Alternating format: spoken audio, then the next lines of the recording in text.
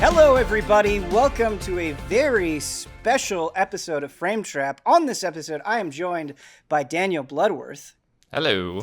And special guest, Mitchell Saltzman. Hey. Editorial producer at IGN. And That's me.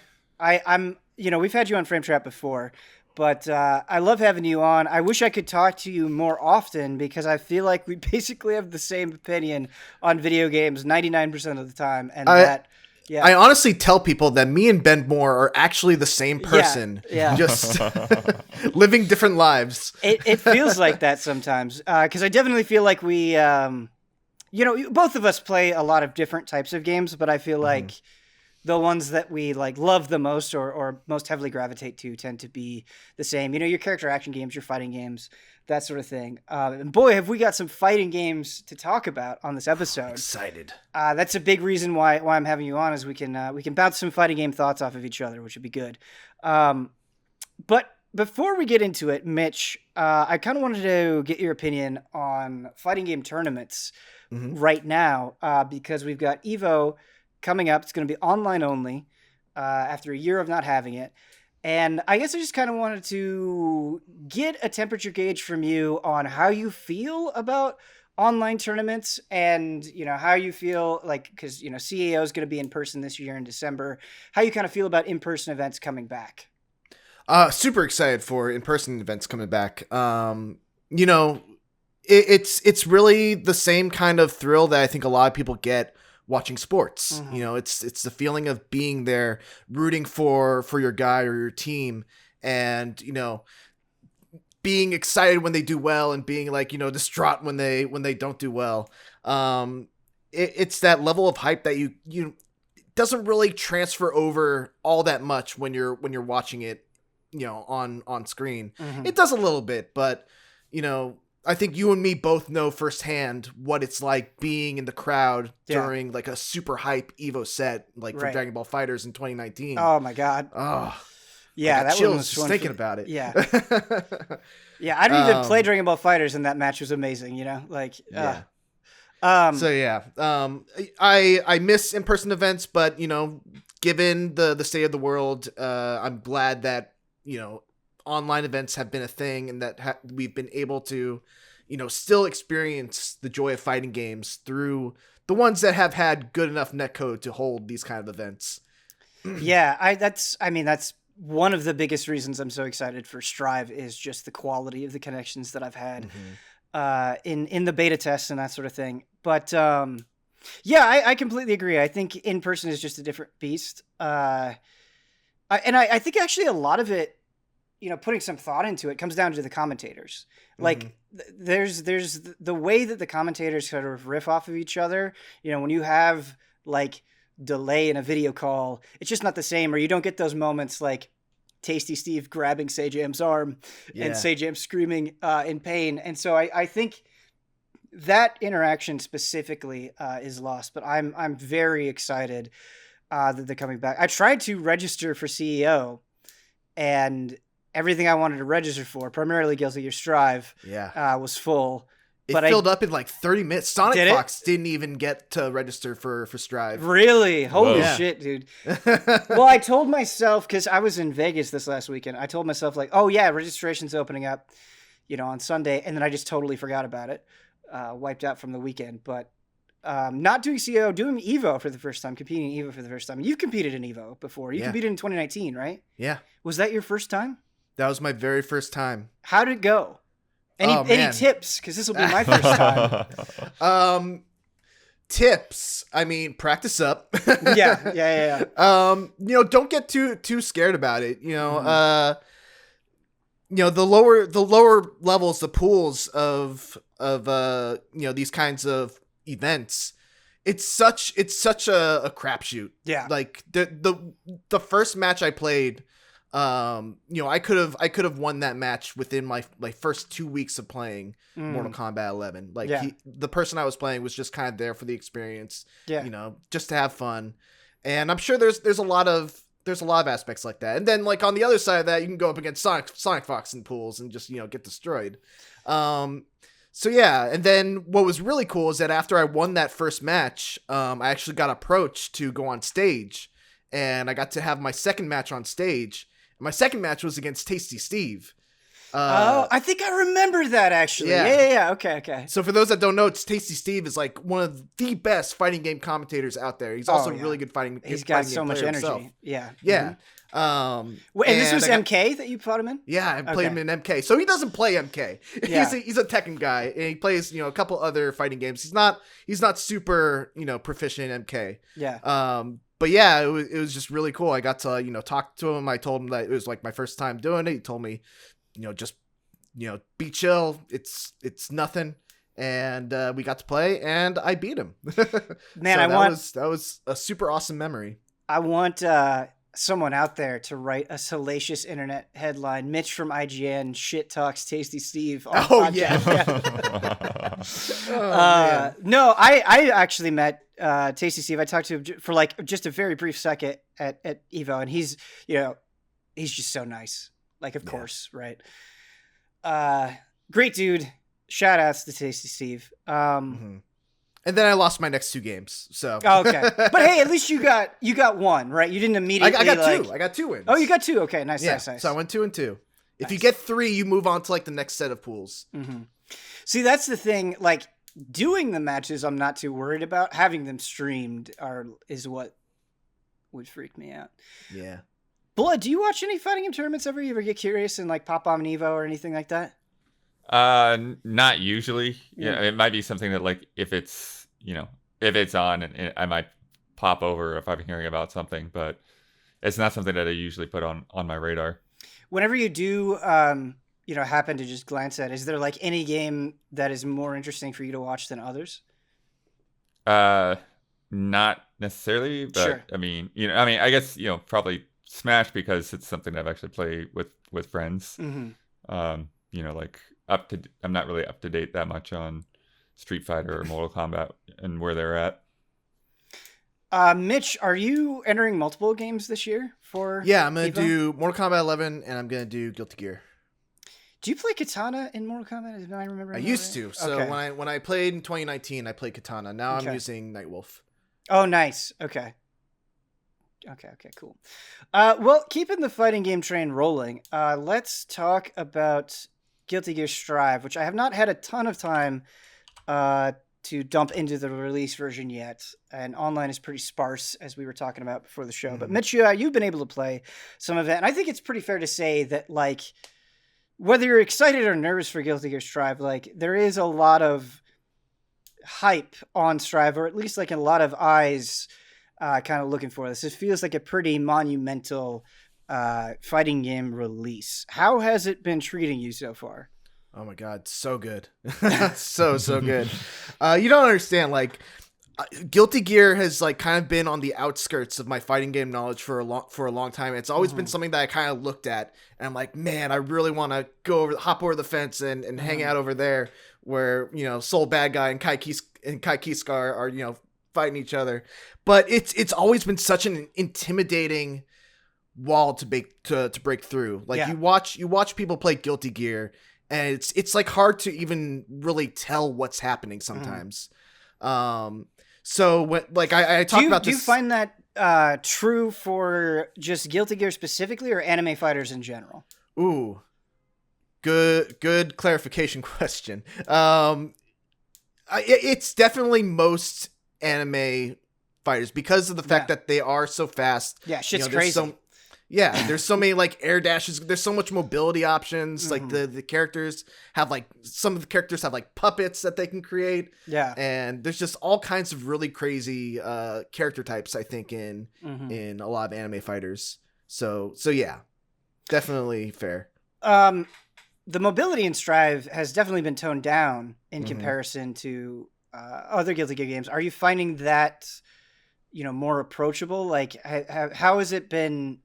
Kind of trying to dig into Strive and trying to learn it, I guess. So I think it's a couple of things. I think, they've slowed it down a little bit, which makes it a little easier to approach. It's a smaller roster, so there's less characters that you have to really learn what they can do. There's still like, the crazy characters like Eddie, Ramlethal. There's a bunch of characters that, like, if I play against them, I just don't know what's happening sometimes. Gotcha. But, you know, going into it kind of on the ground floor makes it much easier to approach, and you're playing against people who are kind of along the same level. Like I played ever since the first beta, so I've kind of grown with the skill level of the community at this point. So that also has helped a lot. Boy, those betas really did help a lot. Just and especially the fact that they had nice. A training mode.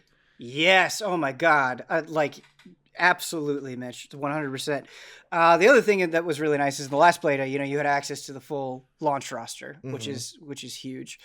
Everything that Strive has done leading up to this release has just been so good. Like they've taken criticism about the lobbies. Every new beta is kind of, improved on the last one. The fact that they're adding a training mode, that they're giving you the full roster, that they didn't rush the game, that they delayed it, a couple times after each beta based on the feedback. Right. It's just, this has been one of the best, I think, roads to a release that I can really think of in terms of fighting games.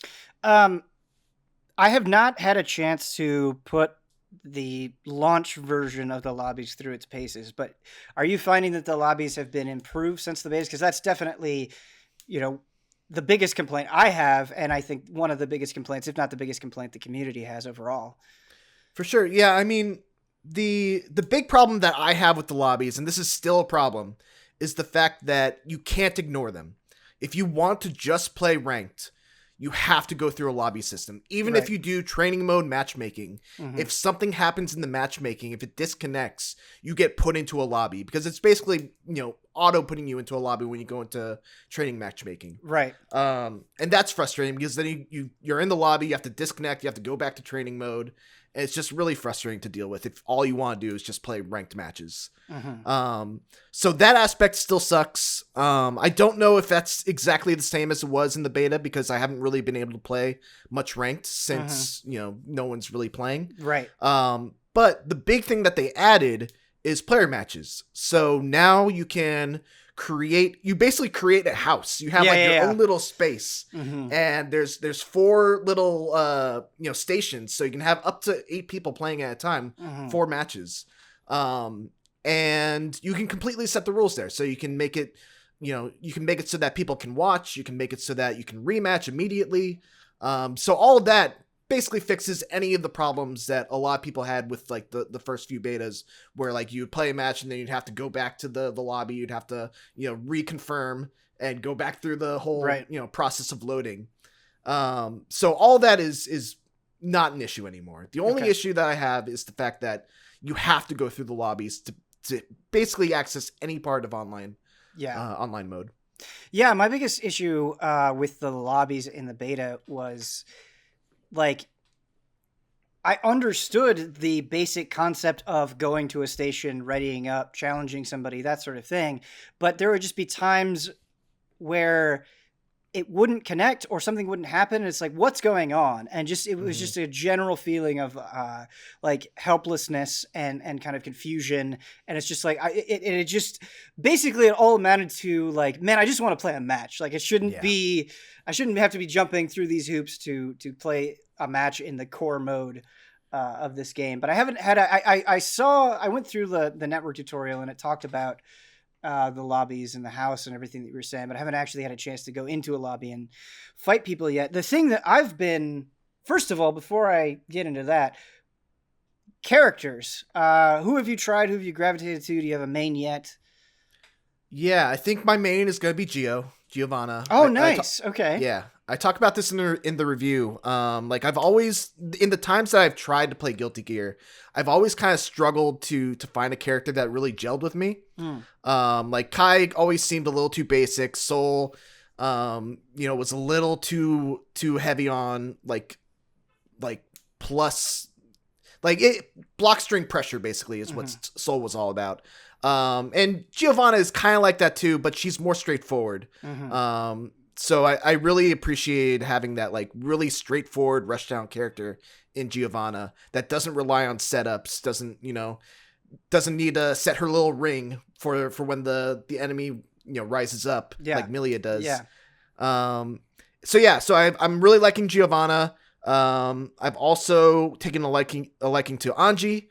Anji is also kind of simple, but he's more of a kind of mix up, kind of heavy character. Spin. Yep. And I think those are the two that I'm liking a lot. And I also really like Nagoriyuki, even though I suck with him. But I just think he's a super interesting character from like just a design standpoint. Boy, just managing that blood seems like I don't play Nagoriyuki, but it just seems like a nightmare. Although like his design, he's just such a badass. You know what I mean? Like he just looks cool. But all the characters in Strive look cool. Is that typically who you gravitate to? Is Rushdown characters in fighting games? I do like the Rushdown characters. Okay, nice. Who are you gravitating towards? You play Cammy in SF5, so that makes sense. Well, initially, in the first open beta, I did a lot of Ram, and I still really like Ram. I it got to a point though where like Ram was feeling a little too basic. Like I feel like she's really strong, and I need to spend more time with her to make a definitive opinion. But in the second beta, because they added Ino and Anji, I was like, oh, I'll just check out Ino because I didn't gel with Ino in Rev 2, but here I'm absolutely adoring her. Like she's just so much fun, and she's just such a tricksy character. And I love her style so much. Like her intro when she teleports in and the guitar floats down, it's just so fucking cool. I've also been playing a little Soul because he's insane. Like that damage is just unreal. And he's not that tricky to play, you know. So I don't know. Ino is kind of like the front of the pack right now, but I feel like it could end up being anybody. I'll still have to mess around. But I've been spending a lot of time in mission mode, which I've really enjoyed how they've presented it. And so to give kind of an audience a rundown, the way mission mode works, and like the tutorial is worthless. Like there's no point in even doing the tutorial. Like it's just so basic that it tells you nothing. Like unless you truly have never, ever played a fighting game at all in your life, I think you can safely skip the tutorial and go into mission mode. But the way that it works is it has all these locations on a map, and each location has a star rating for difficulty. And I'm really glad that they added this. And it was my fault in the beta discussion, because I didn't see that they were going to do this, but it breaks down fighting games into different star levels. So you have basic stuff, but then it gets progressively deeper, and it mixes in general stuff for fighting games, such as what an overhead is or what a melee attack is. It mixes that in with Guilty Gear specific stuff. So it's like, this is what a Gatling is, or this is all the different Roman cancels.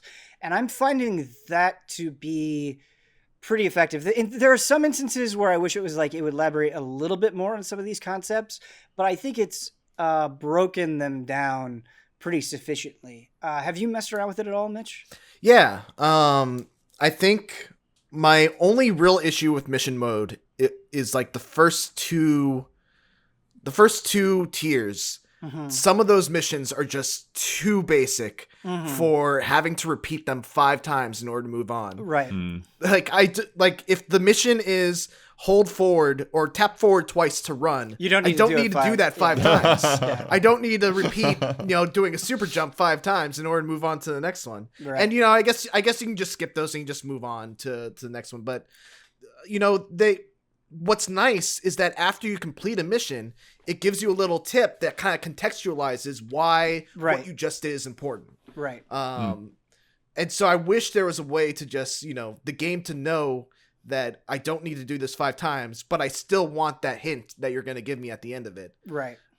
So that's my only issue with mission mode. But then, yeah, like you said, there's some of the later ones are not only really good at breaking down pretty complex fighting game terminology and contextualizing it in a way that's easy to understand, but also what it does is that it gives you a very easy space to practice kind of tough things that you need to be able to do regularly. Like, for example, invincible reversals. If you are playing Soul Bad Guy and you cannot get the timing down for an invincible reversal, which is when you get knocked down and you come back up with an invincible attack to, knock the enemy away. you're gonna struggle. So I think it's really cool that they have that spot where you don't have to go through training mode and set all these different recordings so that you can practice it. It's nice to just be able to go to that mission, practice it until you can get it 5 times, and then move on. Yeah, I feel like Strive does what, you know, I've wanted fighting games to do, and like what people generally harp on all the time is, you mentioned the word context, and I think that is really important. And I don't always think it's like comprehensive, but I think it gives you a lot more context than a lot of other games where, like, even going into the command list, right, you will be like, oh, okay, this super has an invincible startup, or you know, like it'll say like this move, you know, the first hit is fast, but the second one is slower, but it's longer reach. It's like trying to give you some properties of the move, and it's really interesting reading through the command list because, and you kind of get this sense throughout the entirety of Strive is they're trying to provide that context and be instructional without going overboard. Like they don't, it's almost like they're constantly imagining like a new player, like, all right, we don't want to freak them out. Like we just want to keep pushing slowly and not totally freak them out. And I can sympathize with that. I think that's a good call. I think Strive does a really interesting thing compared to a lot of other ArcSys fighting games recently, where like you have games like Grand Blue, you have games like even Dragon Ball and Persona, where they add the auto combo and they try to kind of get that beginner casual player to be able to play the game and, you know, mash a button and still do something good. Strive doesn't do that. This is not a game where you can go in, mash a button, and have success. Right. And I think that's a really interesting thing about it because, you know, outside of that, Strive is very beginner friendly. Like it explains in detail every move in your command list. You know, the damage is significant. It's significantly easier to do big damage than in previous Guilty Gear games. And I would say even compared to like games like Dragon Ball and Persona. So it kind of feels like, you know, other ArcSys games, they kind of target that casual audience and they try to turn them into a core audience, whereas Strive is targeting the core audience and they're trying to turn them into a hardcore audience, which I think is a really smart kind of way to differentiate itself from the other crowd of fighting games. Right. Yeah, I totally agree. And I think that Blood, this is something that we talked about in my second open beta impressions, is just like the auto combo, in my opinion, just doesn't work because it's like, rather than like teaching somebody to play or like properly enjoy the game, it just is like, you can do this and something flashy will happen, but the player doesn't understand why that's happening or really learning anything. Whereas with Strive, I get the sense that they're trying to actually have the player play the game as it's intended. And you mentioned the damage, and that's a good point. And reading the damage, yeah, reading an interview with Daisuke, he's like, he said something along the lines of like, yeah, even if you get a lucky hit, like it'll be significant. And that's really interesting thing because I feel like with Strive, it's very easy, especially in comparison, I think, to some other fighting games, to kind of like naturally see your progress from absolute beginner to getting more and more experience. Because it's like, you don't have to faultless defense as a beginner. You don't have to roam and cancel. Like, just, you know, having some concept of defense and some concept of offense, or just even being able to use your special moves properly. It's like, you will be rewarded for doing that against other players. And then like slowly over time, I think this is a very easy game to incorporate more and more mechanics in. And I think mission mode does a good job of making you aware of those mechanics. Did you agree with that, Mitch? Oh yeah, 100%. Yeah, everything you said is completely on point, I think. Yeah, I don't even know what else I can add. Yeah. I think the big question, right, is, I guess it's just like, is it enough? You know what I mean? Where, is it enough? Because I think people are going to be playing Strive at launch, right? But will the excitement be there a month from now, 3 months from there, 6 months from now? Like, do you think this game has the capability of longevity, right? Because I think that's the thing. That's the problem with fighting games. Is they kind of, I feel like, have kind of this initial rush of excitement, and then they just immediately die. Yeah. Or diminish. God, I hope so. I feel like it's a pretty damning indictment of the state of fighting games in this current climate of video games if it can't, because Strive has everything. It's got a look. It's got, it's seriously the most beautiful 2D fighting game I've ever played. Yeah. I guess depending on your preference of realism versus, cartoony anime art style, you could maybe make the argument that Mortal Kombat 11 is the best looking 2D fighting game. It's Strive, man.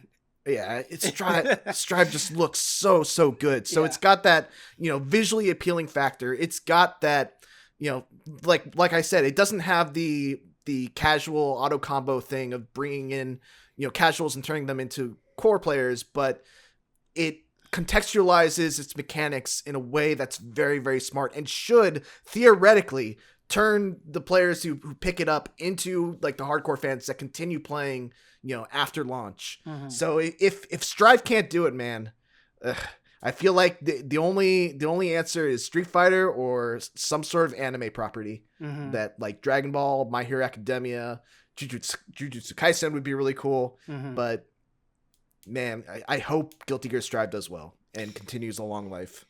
Yeah, I think the biggest thing is the carrot on the stick, and that can be done in multiple ways. But even, going back to the mission mode, like, for sure, I did more missions in a row than I would have because it had like just this little experience system. And it's like, oh, you're leveling up to silver. Oh, you're leveling up to gold. And it's like, it's just like such a little nothing thing.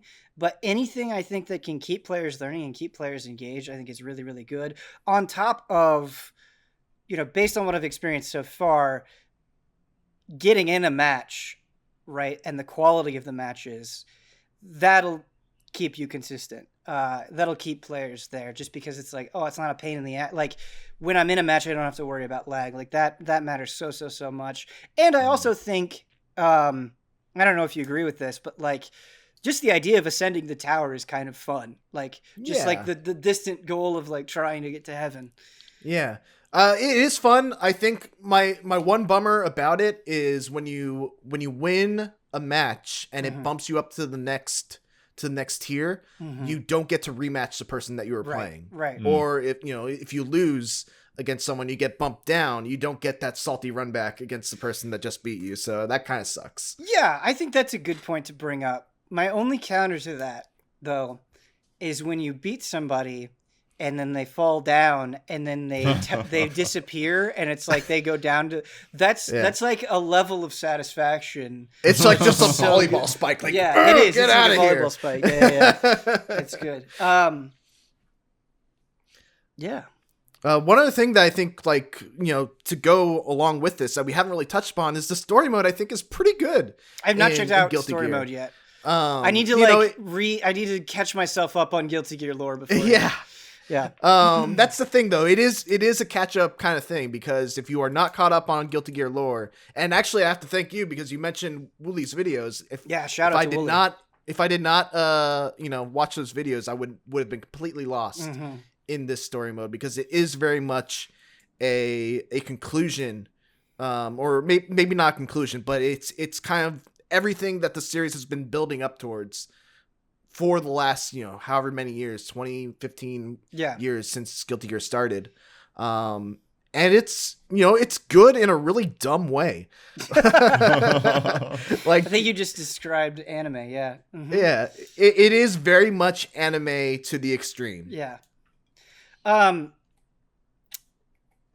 had this interview with Eurogamer, that's what I was referencing before, and one of the questions was like, hey, why do you make your story modes just movies? And he's like, well, the reason that we do that is because like there are people out there that like just care about the lore and like, don't really want to go through the hassle of like or are not capable of going through like a more traditional mode. And I think that's a good idea. Like, for the people that want the story, it's like, don't mess around. Just focus on the story. You don't have to do these dumb fights in between. Like, it's just focus on, and if you want to fight, like, here's all the different ways that you can do that. So the way that he answered that, I was like, yeah, that makes a lot of sense. the other thing is it's like a good excuse to show off how good Guilty Gear Strive looks, because goddamn does it look gorgeous. But the other thing I don't believe you mentioned, Mitch, is Guilty Gear World, which I don't think I've ever seen another fighting game do, to my memory. Because there's very few fighting games that have the level of lore that Guilty Gear does. It is absolutely insane. Yeah, so Blood, it's like an entire encyclopedia of like all these characters, and it will show you like relationships between characters. And so it's like this Guilty Gear Codex where it's like, if you want to study up, here's this tool in the game that you can use, which I think is pretty cool.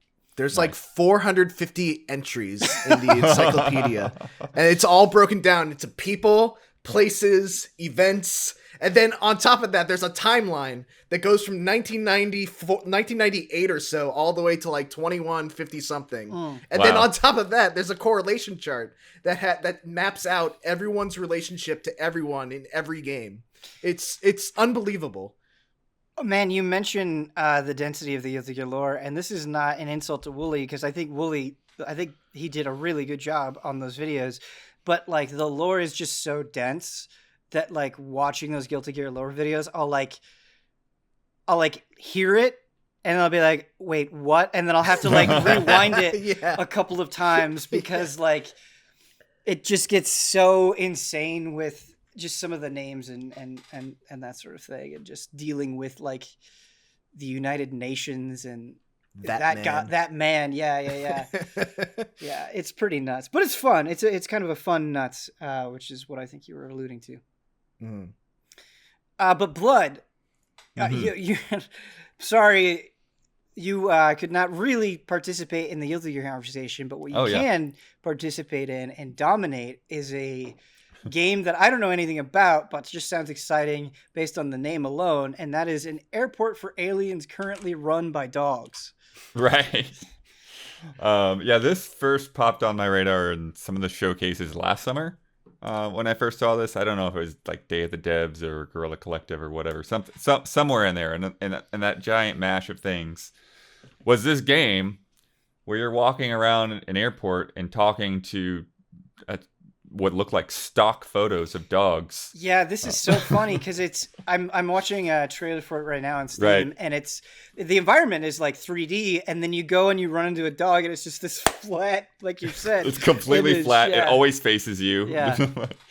And what's funny about it too is that you'll get there'll be they do this play on words, and then they play on that play on words. So there's like pedogstrians. And then there's like Pabufstrians for like muscle, like bodybuilder dogs. And it's like, but now it's like the photograph now has like floating muscular arms to the left and right. And then there's like a Pedogstry elf with like elf ears to the sides of the photograph. I feel like the more you explain this, the less I understand it. Right. So yeah, you spend the entire game in airports across the universe, apparently. You and your fiance, I guess, are the only people who are left. Earth is gone, but you don't really seem to know why any of that has happened. And the part about the aliens, just nobody seems to have any memory of. So, like, there were aliens here for a bit, but now they don't kind of matter anymore. Wait, so did you play through the whole thing? I haven't played through the whole thing yet. No. Okay, so but from what you've seen so far, you have only seen dogs. Or stock images of dogs. Stock images of dogs. There's some other gimmicks I won't get into. There was there are a couple of cats that I've run into. Oh. Nice. But because I definitely want to like say that they're okay because I saw one of those in a trailer early on. But yeah, there's just like this like really like fat cat kind of image, like portrait style, and its name is definitely a dog. And so it convinces you it's a dog the whole way through. Are there like different personality types to the different breeds of dogs, or does it's not really based on breeds? Most of it is like based on functions. There's like all of these different shopkeepers and like information desks and pilots and all of those kinds of things. It's funny too because like the same type of shop will be replicated like multiple times in an airport, but every time you go in, it's the exact same shop with the exact same dog with the exact same interactions and items that you'll get out of it. I'm seeing a dog that runs a skateboard shop, which is pretty sick. Yeah. Are you just kind of going and exhausting dialogue trees? Or are you solving puzzles? I saw that you have like this foam spray can, it looks like. I don't know. Yeah, what you there's do with like that. I think you actually get that from a cat. There's like an artist cat. Okay. And you give it something that it wants, and then you'll get like a spray paint can from it. But the spray paint just looks like you're spraying blue balls onto things. So that's probably what you're looking at. Well, if it has a purpose, I don't know what it is yet. In the trailer, they just wrote "dog on a window." So yeah. It starts off, you and your fiance have been gifted a romantic dinner by Cage Dog, and then but of course Cage Dog loves cages, and so now it's trapped you in this large cage. I wish Cage Dog had a Johnny Cage personality, but that's okay. And they reference Cage Dog, but I haven't seen Cage Dog yet. It's apparently very large. Okay. It's the that man of dogs. Yeah. Watch this be connected into Guilty Gear lore somehow. Yeah. But it's funny too because it's sort of just like a small tutorial thing. It's like here's how you use the jump button, because all you have to do to get out of the cage is jump across a bunch of boxes and then you're out. But it's there also, in like a lot of the wordplay, there are a lot of jokes that like only work in text. And so your fiance works for R&Dog, so it's like R&D, but like saying it out loud kind of doesn't mean anything. Right. There's also a dog named I think Johnny, either Johnny Donuts or Jimmy Donuts, and it's spelled with like the full spelling, the longer spelling with the UGH, the donuts. And if you say I'd like a donut with just like regular donut with just the O, the guy goes into this whole diatribe about how like that's not the right way to talk about donuts. That's pretty good. And then you get to ask for like, isn't donuts like poisonous to dogs? It's like, yeah, I have such a hard time selling these. Please buy it. Yeah, that's good. And there's just so many weird, like just bizarre things like that. You go up and you like get money out of ATMs, and you push vending machines, but like sometimes they'll have a soda, sometimes they'll have was it Crimson Taurus or something like that? It's essentially a Red Bull. And you take a swig of the Red Bull and you like run really fast for a minute, but then you have this weird filter over your screen for 5 minutes. There's a squeaky toy salami, which for some reason makes dogs stink. It's so funny because on the one hand, it's absolutely absurd and bizarre the whole time, all these interactions that you have. But on the other hand, it's sort of normal. It's sort of... Well, is it sort of normal just on its own, or just because you kind of get like immersed into this absurdity for long enough that it becomes normal? Well, it's like you walk around these airports and fulfill quests. Oh, I see what you're saying. Like, it's like there's a dog that has been cursed by Baba Yadog, and it's a human, but with like a sensor over its eyeballs, and it wants to become a dog again. And so you're trying to, like, okay, though, maybe if you give me the Crimson Taurus, that'll help. And you get them to drink, and it's like, for a second, it turns into a dog, but then it turns back into a human. And are these just like JPEGs, like changing very quickly? Yeah, it's just the photograph is changing. Another time it's like, okay, maybe if I get a bed, and so you go to a store and you get a bed, and you give the bed to nope, that didn't work, and so you find it in another airport, and they do like weird like mind games with like getting onto your next plane as well. And so there'll be almost like a security check, and then there'll be the person that actually like lets you into the gate. But even like finding the correct gate takes time, because most of the gates will just be like some drunk pilot sitting outside waiting for somebody else to show up, or for the plane to show up or something. But like one of the first ones that you come across is like, okay, there's the gate agent, but then next to them is Bribe Dog. And Bribe Dog is just like, you see my name, you know what to do. Does Bribe Dog want money? Is Bribe Dog a Bribe German Dog Shepherd? actually doesn't want money. Okay. That's the funny part. Yeah, Bribe Dog wants a cabinet to hold its money for its bribes.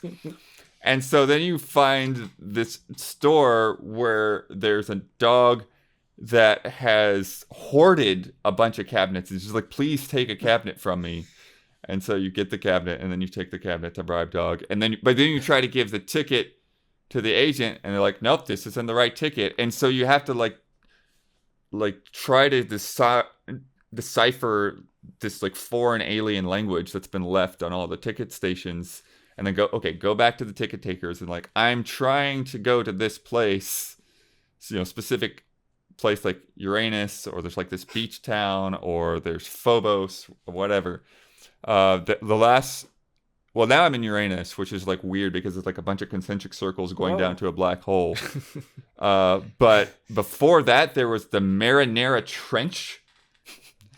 And so they tell you, and that's the other thing that's weird about like the way these things are constructed, because all the airport like hallways and stuff, they're just floating platforms.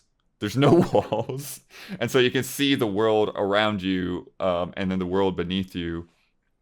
But the Marinara Trench, you're floating over like essentially like a canyon, like a western deserty canyon. Mm-hmm. And then there's this red liquid below you, which the dog at the info desk says it's marinara sauce, but then they'll be like, it's definitely not blood. And you're like, are you sure this isn't blood? Because why are you saying it's blood? It's like, oh no, it's not blood, it's marinara. And there's like, you get this back and forth. There's also Safety Dog, which sometimes if you come across like a dangerous object, you can give it to Safety Dog, and they'll trade you something else for it, like a beach ball or a small cactus or something. And one of those that I came up to was, you go into this souvenir shop, and it's just like all this like space related stuff, like lunar landers and rockets and things like that. And they're like, hey, do you want a souvenir? It's like, cool. And it puts a gun on the table. And the title of the gun is An Actual Gun. Nice. And then you go into this back and forth, look, why did you give me a gun? And so then you give the gun to Safety Dog, and Safety Dog will give you, whatever. It's different on each planet. Mm. This has just been a wild ride. Yeah, trying to picture this all in my brain. You're going deep into Uranus, then you wind up in Marinara Trench. Blood actually didn't play this game. Like, this game doesn't exist. It was just like a crazy weekend drug binge or something. Like it was describing. Is there an Updog joke? Ooh, good question. I haven't gotten there yet, but I'm sure there is. Okay, yeah, it would not surprise me. So the sort of the progression of it is you're just sort of telling your fiance that you'll meet her, whatever next place. Mm-hmm. And then she's also suggested that we try to become friends with Cage Dog, and like, and you're questioning her because you're like, well, but he caged us before. And she's like, yeah, but what's the worst that can happen? He'll betray us again? And I'm like, okay. So now I'm both trying to get back to the fiance, but also trying to get to Cage Dog. But at the same time, the place that you want to go is not always the place that you can get a ticket for. So it's just kind of... I want to be friends with Cage Dog. Bizarre thing. But it's very fun. You can pet dogs. Oh, another weird detail. Every time that you pet a dog, your hand changes. So sometimes there'll be like a skeleton hand. Sometimes there'll be a baseball glove. Yeah. You gotta incentivize those dog pets. It's been really entertaining just hearing how zany and all over the place this game is. But, always the difficult thing with games and comedy, I feel like, is like, the game isn't entirely control of, how much time you spend with it, or like how players interact with it, right? Like it has to wrestle with player agency in a interesting way, that other forms of media don't have to. I guess my question for you is, and what I would worry about going into this game is, it sounds super entertaining and funny, but it's like, does that absurdity kind of wear thin, after 2 hours? Like, have you found that it's just like so creative that it kind of hasn't run out of steam yet? I mean, I'd say the absurdity itself in terms of the kind of interactions you have hasn't worn thin to me so far. But that one of the things that's difficult is, like I said, with sort of like trying to decipher the tickets and that kind of thing. Like they definitely play with the kind of frustration of airports just being these giant walkways with like nothing to do in them a lot of times.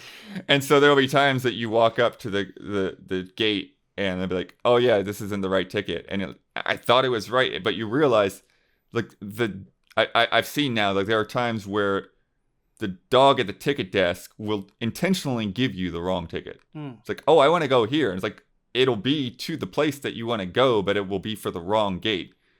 And the gate that it's on the ticket doesn't have anything there. It just has a pilot waiting around. So it's like, you have to pay close attention. But sometimes you don't know what the right gate is until you find the gate. Right. And it's like, okay, take a note that this is gate B3. I need a ticket that says B3. Bouncing between all these places, I mean, how large are the environments that you're wandering around? Like, is it pretty contained that you can get around to these points and check things out quickly, or is there a lot of, I don't know, trudging? They are back and pretty forth? sprawling, especially when it comes to the point where like, okay, I need this, I need to find. But at the same time, like I said, a lot of things get duplicated. But it's weird because sometimes a thing that you need won't even be on the planet you're on. So you just kind of have to make a note of it and be like, okay, whenever I find, this garden world or whatever, then I can complete the quest for this. And they do have a dogpedia that not only like tracks all of the different types of dogs that you meet, like a Pokemon game, but also the sort of quests that you're on for characters that are kind of more persistent. Cool. How much is this? I see it's on... It's $20 on Steam. Okay. Yeah.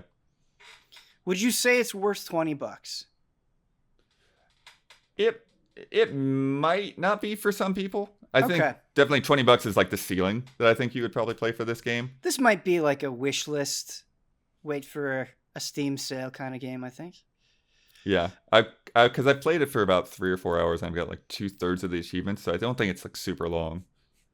I do want to read some of these Steam reviews very quickly because I do think they summarize some things pretty well. This guy, this is from Marani, 3.5 hours on record, 1.3 hours at the time of this review. Give it a thumbs up. Says, my dog is in this game. Buy it. Disco Lemonade, played it for 11.2 hours. This game was really chill and weird, parentheses, in a good way, and I'm a little sad to have finished it. I love the music. I will say that that's one of the things that I think I'm learning in terms of like the frustration of like trying to get back and forth is like, maybe I just need to slow down. Oh, sure. Yeah, I get that. Because, yeah, it can take a long time to get 2 places, but if like you're just frustrated because like, oh, I got to run over here and it's kind of hard to run because you have to click in the left stick the whole time or like look for like boost pads and things like that. But if you just like, you know what, I'm not going to go through that like mechanical force of frustration. And there are other things that you can do to speed you up. Like you said, the skateboards. When you like use the skateboard, it's funny because you're still holding it in the air, but it makes you faster for a brief period of time.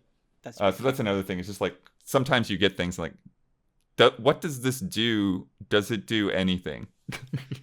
That kind of question.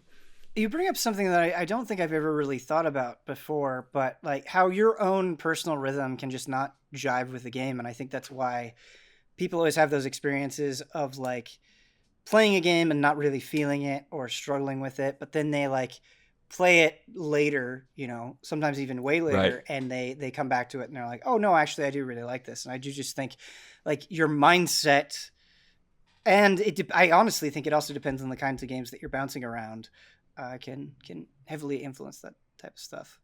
But cool. For sure. Cool game. I also have kind of a weird one. Less weird, I think, than an airport for aliens currently run by dogs. And that is Earth Defense Force World Brothers. EDF. Are you an EDF fan, Mitch? No. Okay, all right. I feel like you would be. I just haven't played them. Yeah. So, I feel like you've had a little turnaround on this game. Well, yeah. So before we get started, for anybody who has not played Earth Defense Force, I still feel like it's relatively unknown.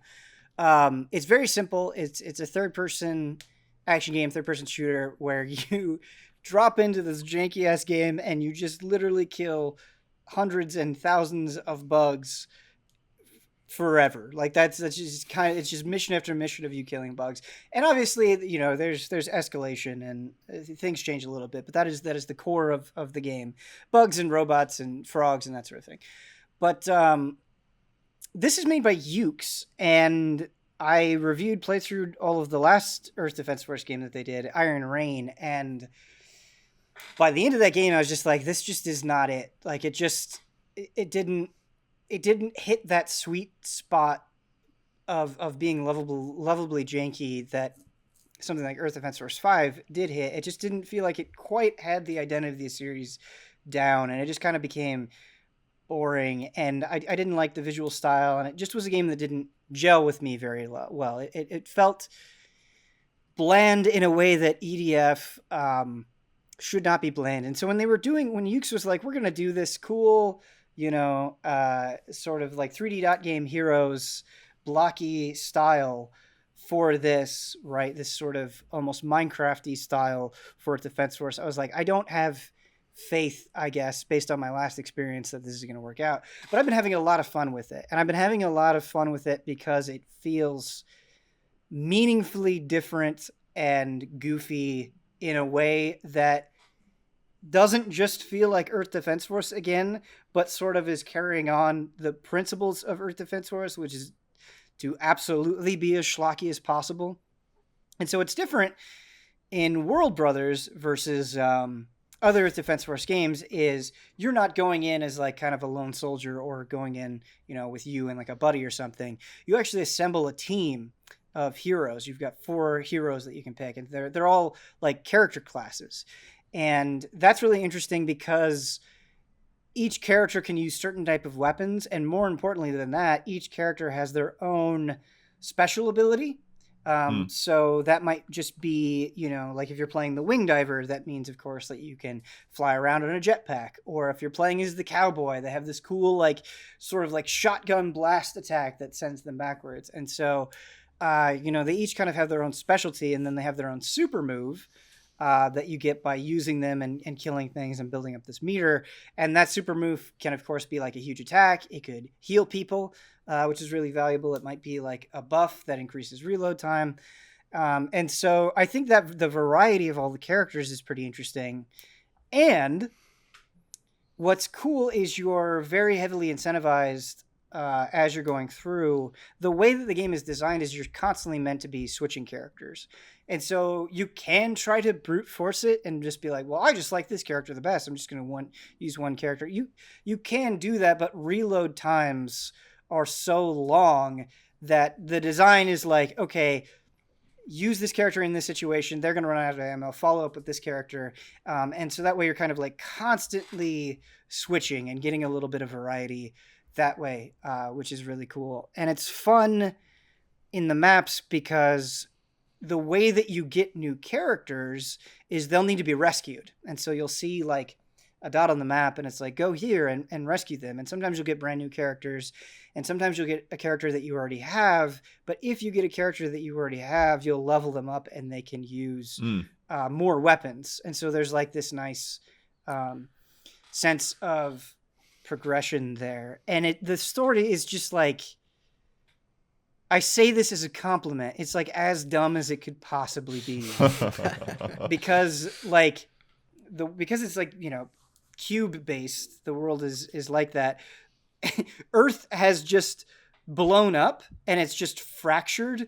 And so what your goal is like you go to the different fractured parts of the planet and you just like, you kill enough aliens to like reattach the world to the central cube. Yeah. Oh my God. And you'll get like, there was this one, I can't remember what the food type was. I think it was like curry or sushi or something, but you get like this Japanese ninja. And that's the other thing is like all the characters that you're getting, a lot of them come from different parts of the world. So we get like a Mexican character and a Japanese character and so on and so forth, all these different nationalities. And you meet this Japanese character and like, I feel like it's for like 3 missions or something.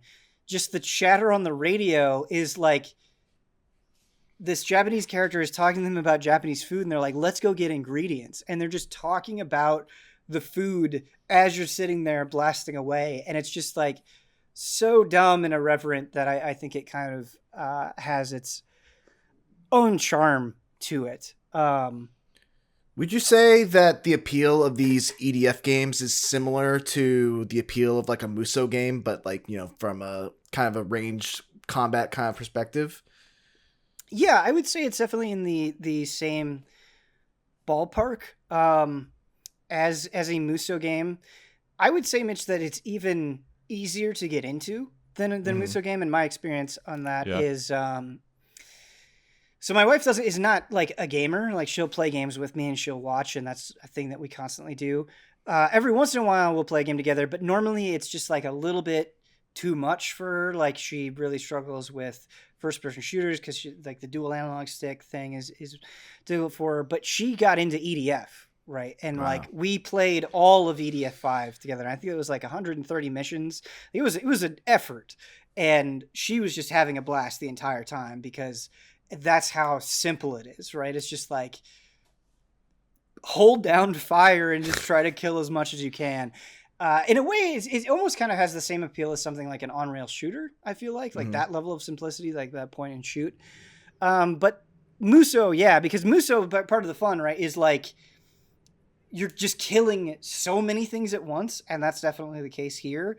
And I would say the jankiness is a huge part of it traditionally in EDF because it's like the like you kill a spider or an ant or something and then just watching their body like bounce around the world is pretty good.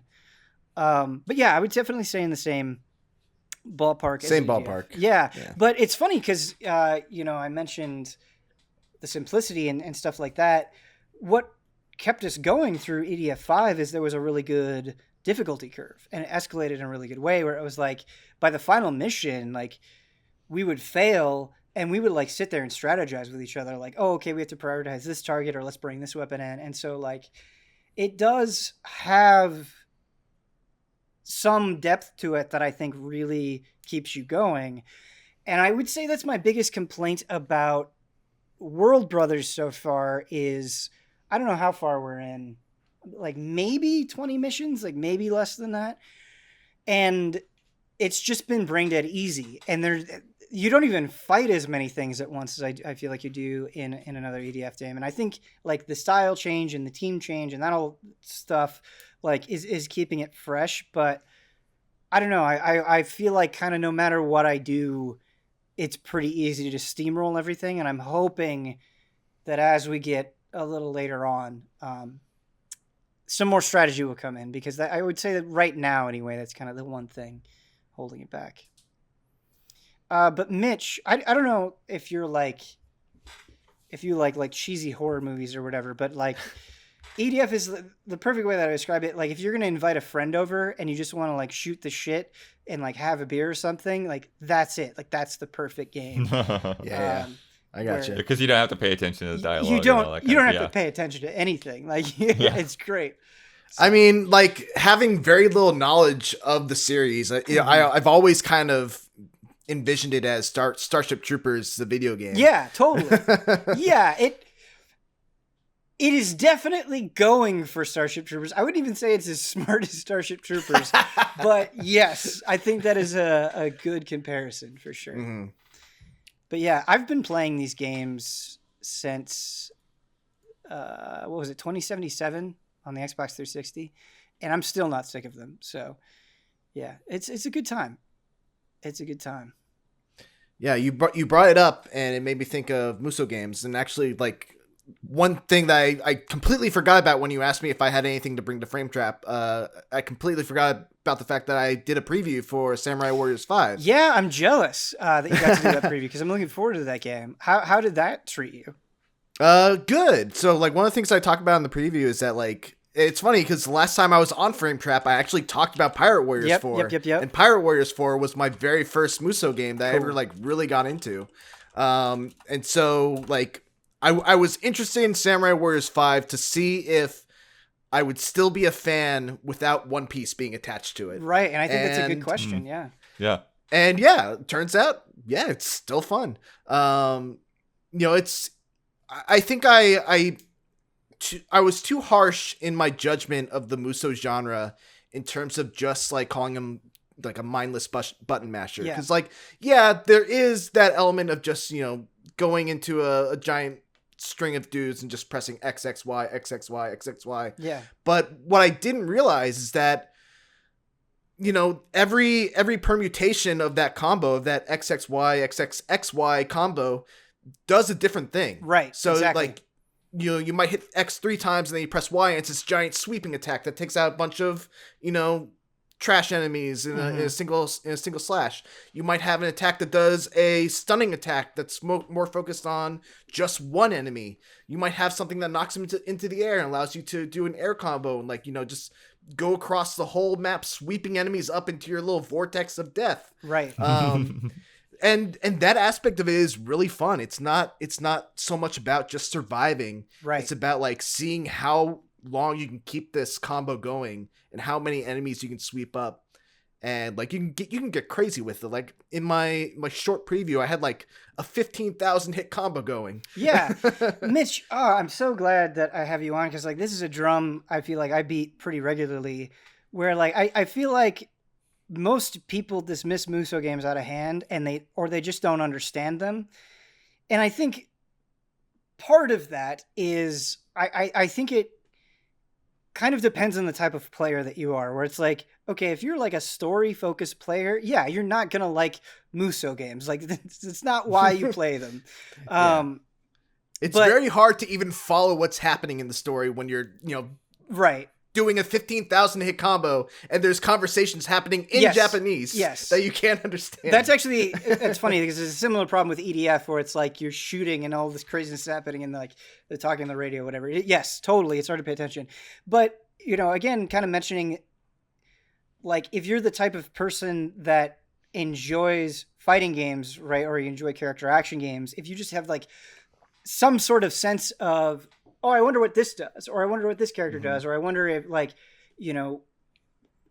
what I can like, even just like you mentioned, like knocking up in the air. It's like, oh, how can I follow that up? Like if you get some of that joy out of experimentation and optimization, I do think there is something to dig into with Muso games. Cause especially once you get into harder missions, right? Like it's not just doing well on individual fights, but it's like managing the map, right? It's like, occupying certain territory and like some of my favorite moments are when it's like, oh God, like I have a limited window to kind of get this map into shape or I'm just going to fail the mission. It's not because I died, it's because I didn't manage my characters correctly. Yeah, there's a lot of it of, using one character to go here, another character to go here and switching between them to make sure that, person A doesn't fail on this objective and person B is, still holding strong on this area. So yeah, I totally see that.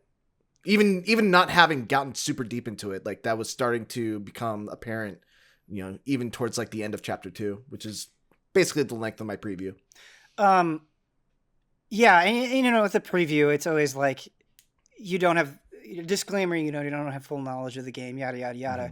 But I know you're not like super well versed in the Muso genre, but you're definitely more versed than you used to be. Is there anything in Samurai Warriors 5 specifically that makes it exciting, or is it just like exciting because it's a competent Muso game? I think it has a very, very cool art style. It's like kind of cel shaded. Yeah. That was the kind of the thing that stood out to me as well. Yeah.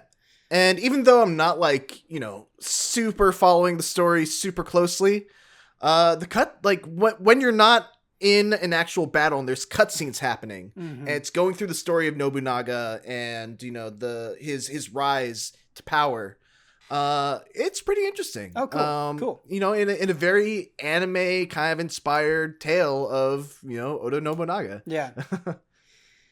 Yeah. Did you play through Neo 1? Yeah. Okay. Yeah. How they handled Nobunaga there was great. Mm-hmm. I don't think you've checked out Warriors Orochi, right? No, I haven't. Okay. That's the one that brings them all together, right? Yeah. So Warriors Orochi 4, the most recent one, it like has the insanity of like all of these different,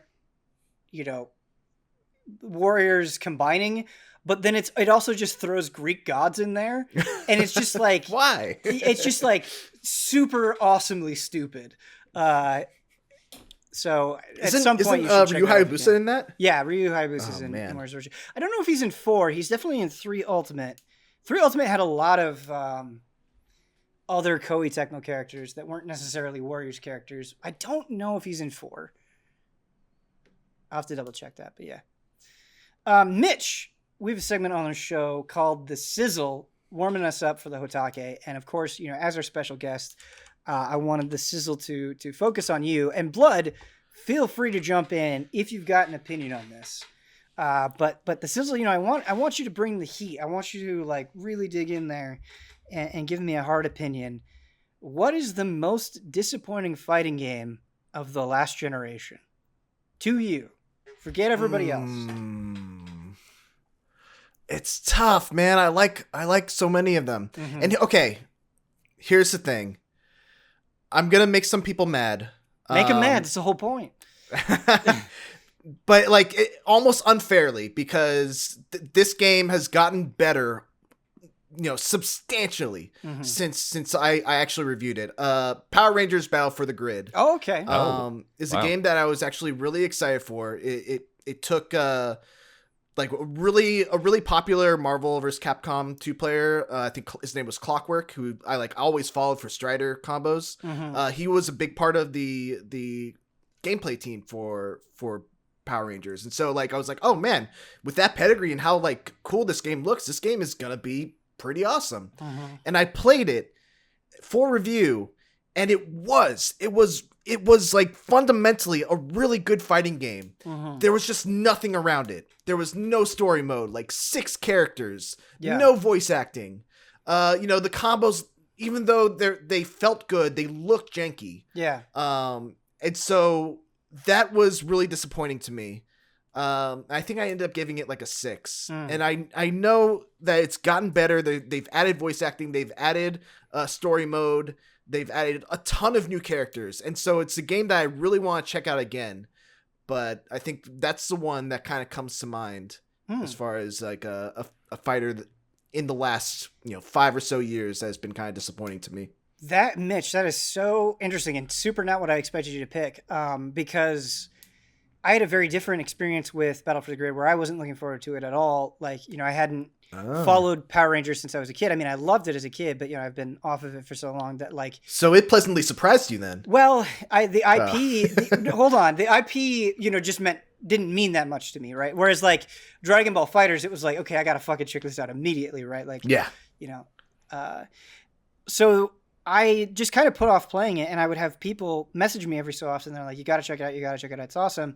And then just recently, I just dicked around with it for a tiny bit, and I was like, oh, this is fun. Like this just, it was like you were saying, like, cause I'm not, I enjoy them, but I'm not as big on your MVC style, team-based fighting games as I am 1v1. But I was having a really good time because of the feeling, like you were describing. Like it felt really, really, really good. And so it's something that I want to put more time into, that I'm interested in. But I was just coming at it from a completely different place than you were. Though I will say, visually it's a little underwhelming. Like it is clearly a budget game, and I'd be like messing around and doing the supers, and I'm like, these supers are just like so visually underwhelming. And so I definitely think you're being fair there, but at least just like doing the combos and that sort of thing was good enough that like, oh, I want to play more of this.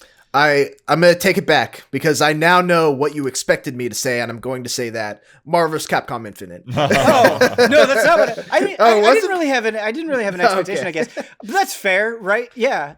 Yeah. The reason why it didn't immediately come to mind is because I'm not the biggest Marvel vs. Capcom fan in general. Like you, Ben, I'm not super big on tag fighters. I'm bad with assists. Like assists are the bane of my existence in Dragon Ball Fighters. If I could just figure out how to use my assists properly, I would be so much better at that game. So I think Marvel vs. Capcom Infinite, obviously disappointing considering the pedigree that it followed and just how it looked. The gameplay was super solid. Yeah, but totally. when everything else doesn't fall into place, you kind of get a game that people forget when they're asked what's the most disappointing game of the last console generation or whatever. Right, like hypothetically, you imagine a future where Marvel vs. Capcom Infinite comes out and it doesn't have that pedigree, right? It doesn't have that expectation, but Marvel vs. Capcom, like one of the most legendary fighting game franchises in the genre, and like for it to come out and look the way that it does, and just characters that are just so incredibly iconic, like Chun-Li and Dante looking like dog shit. It's like, it's not going to get people in the door, right? And people aren't going to get in there to appreciate the deeper systems and all that stuff, on top of it not having a lot of support. They did a little bit of DLC and then that was it. And yeah, it's a shame. I hope Marvel vs. Capcom can come back someday with a vengeance. But yeah, for sure. I think it will. We have that those NetherRealm Marvel fighting game rumors. So yeah, that seemed to be less like rumors and more like an inevitability. Ed Boon just putting it out there. Yeah, right. Yeah. Did you see that, Mitch? I did not. I will lose my mind if that happens. Yeah, NetherRealm working on a Marvel game. I mean, like you think it through and it makes sense, right? Yeah, but here's the thing. If it's another case of like MK versus DCU where the Mortal Kombat side has to be kind of neutered to play nice with the DC side. Maybe it will be. I don't think it's gonna be a versus game. I think it'll just be like an Injustice. Oh, yeah. Okay. I think I don't think it'll involve Mortal Kombat at all. I think they learned that lesson, which they should have from the start. But yeah. But yeah, I think it'll either be a solo Marvel game, or if they're really lucky somehow to get all the legal worked out, it would be Marvel versus DC. Well, then in that case, I'm super excited. Yeah, I mean, like, who wouldn't be excited for a Marvel vs. DC game? I mean, come on, that would be insane. Yeah, just the story mode alone, like, let alone the fighting game mechanics that are going to be shown, but just NetherRealm's track record of fighting game story modes is just so good. Yeah, it is. Like, I'm not that big on the Injustice gameplay, but like I have a blast going through the story modes just because they're so well done. So Mitch, the way that we do this is this sizzle segment of the show is brought to us by some wonderful shout out tier patrons, and I'm going to go through and I'm going to read all of their names. And then at the end, we say shout out and we do a particular type of voice. And so for this shout out, since this is a very fighting game focused episode, I thought we would do Zangief. Do your best Zangief impression. Do you say Zangief or do you say Zangief? I say Zangief. Okay. Yeah, I do too. I don't even care if it's wrong. I just like saying it more. If I'm gonna go Zangief, I gotta get loud. So yeah, I'm gonna go away loud. from Go the mic loud a little bit. Yeah, when Huber's on, I have to go and edit this part of the show lower. But shout outs to Elthanas, Greg, TheDarkKnight Kettering, Caleb, Togi, Crawford, Edsgar, So I'm a Spider, So What, Esdoccal, Nick, Blue, and JessieBlu. Showdown! Muscle power for you! Good stuff. Blood. Just gonna look at my waveform. It's just like. It's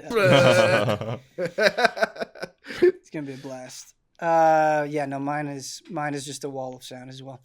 All right, Blood, you've got another weird one for us. Tell me about Stonefly. Yeah, Stonefly.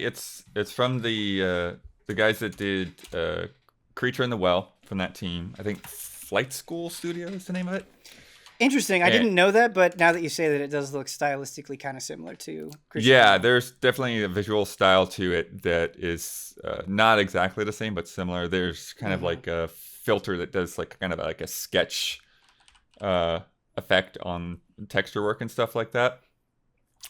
And so I enjoyed Creature in the Well. It wasn't like mind-blowing or amazing or anything like that, but I liked going through that game, and it had some some unique concepts going on. So I was like, oh, I'm into this, and I really do like the concept of the world and kind of how everything is conceptualized and visualized. And so you play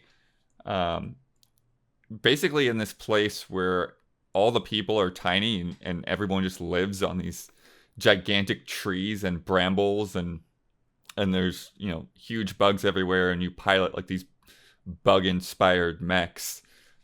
And the character that you play as, her name is Annika, and she's a mechanic. And she's kind of trading stories with her dad and stuff at the beginning, and helping him fix up rigs. And she ends up taking out his rig in the evening, and then going to bed without locking it up, and then some guy comes and steals it. And so like your journey is to try to like track it down and get it back, because you don't know why it's special, but it's very important to your father, and there's more to it that they haven't revealed yet. And so it's interesting because you've got like the 6 legs on the rig that you end up using, that you get from another crew. It's kind of like a junker that they help you out with. And then you can kind of, it's interesting because like as you go around and fight, and you can kind of also sort of mine different minerals and materials and stuff like that. And as you're fighting and jumping and gliding around, the way that you get upgrades in a sense is you'll be doing something, and she'll just kind of have a thought. It's like, oh, what would be good for this? And she's just sort of like working out like what the upgrades should be.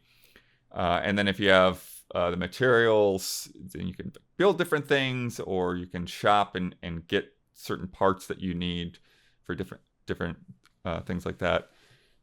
And so it's kind of this cool set of like going out into the world, and then when you get back to camp, figuring out like, okay, what can I tinker with now on my mech?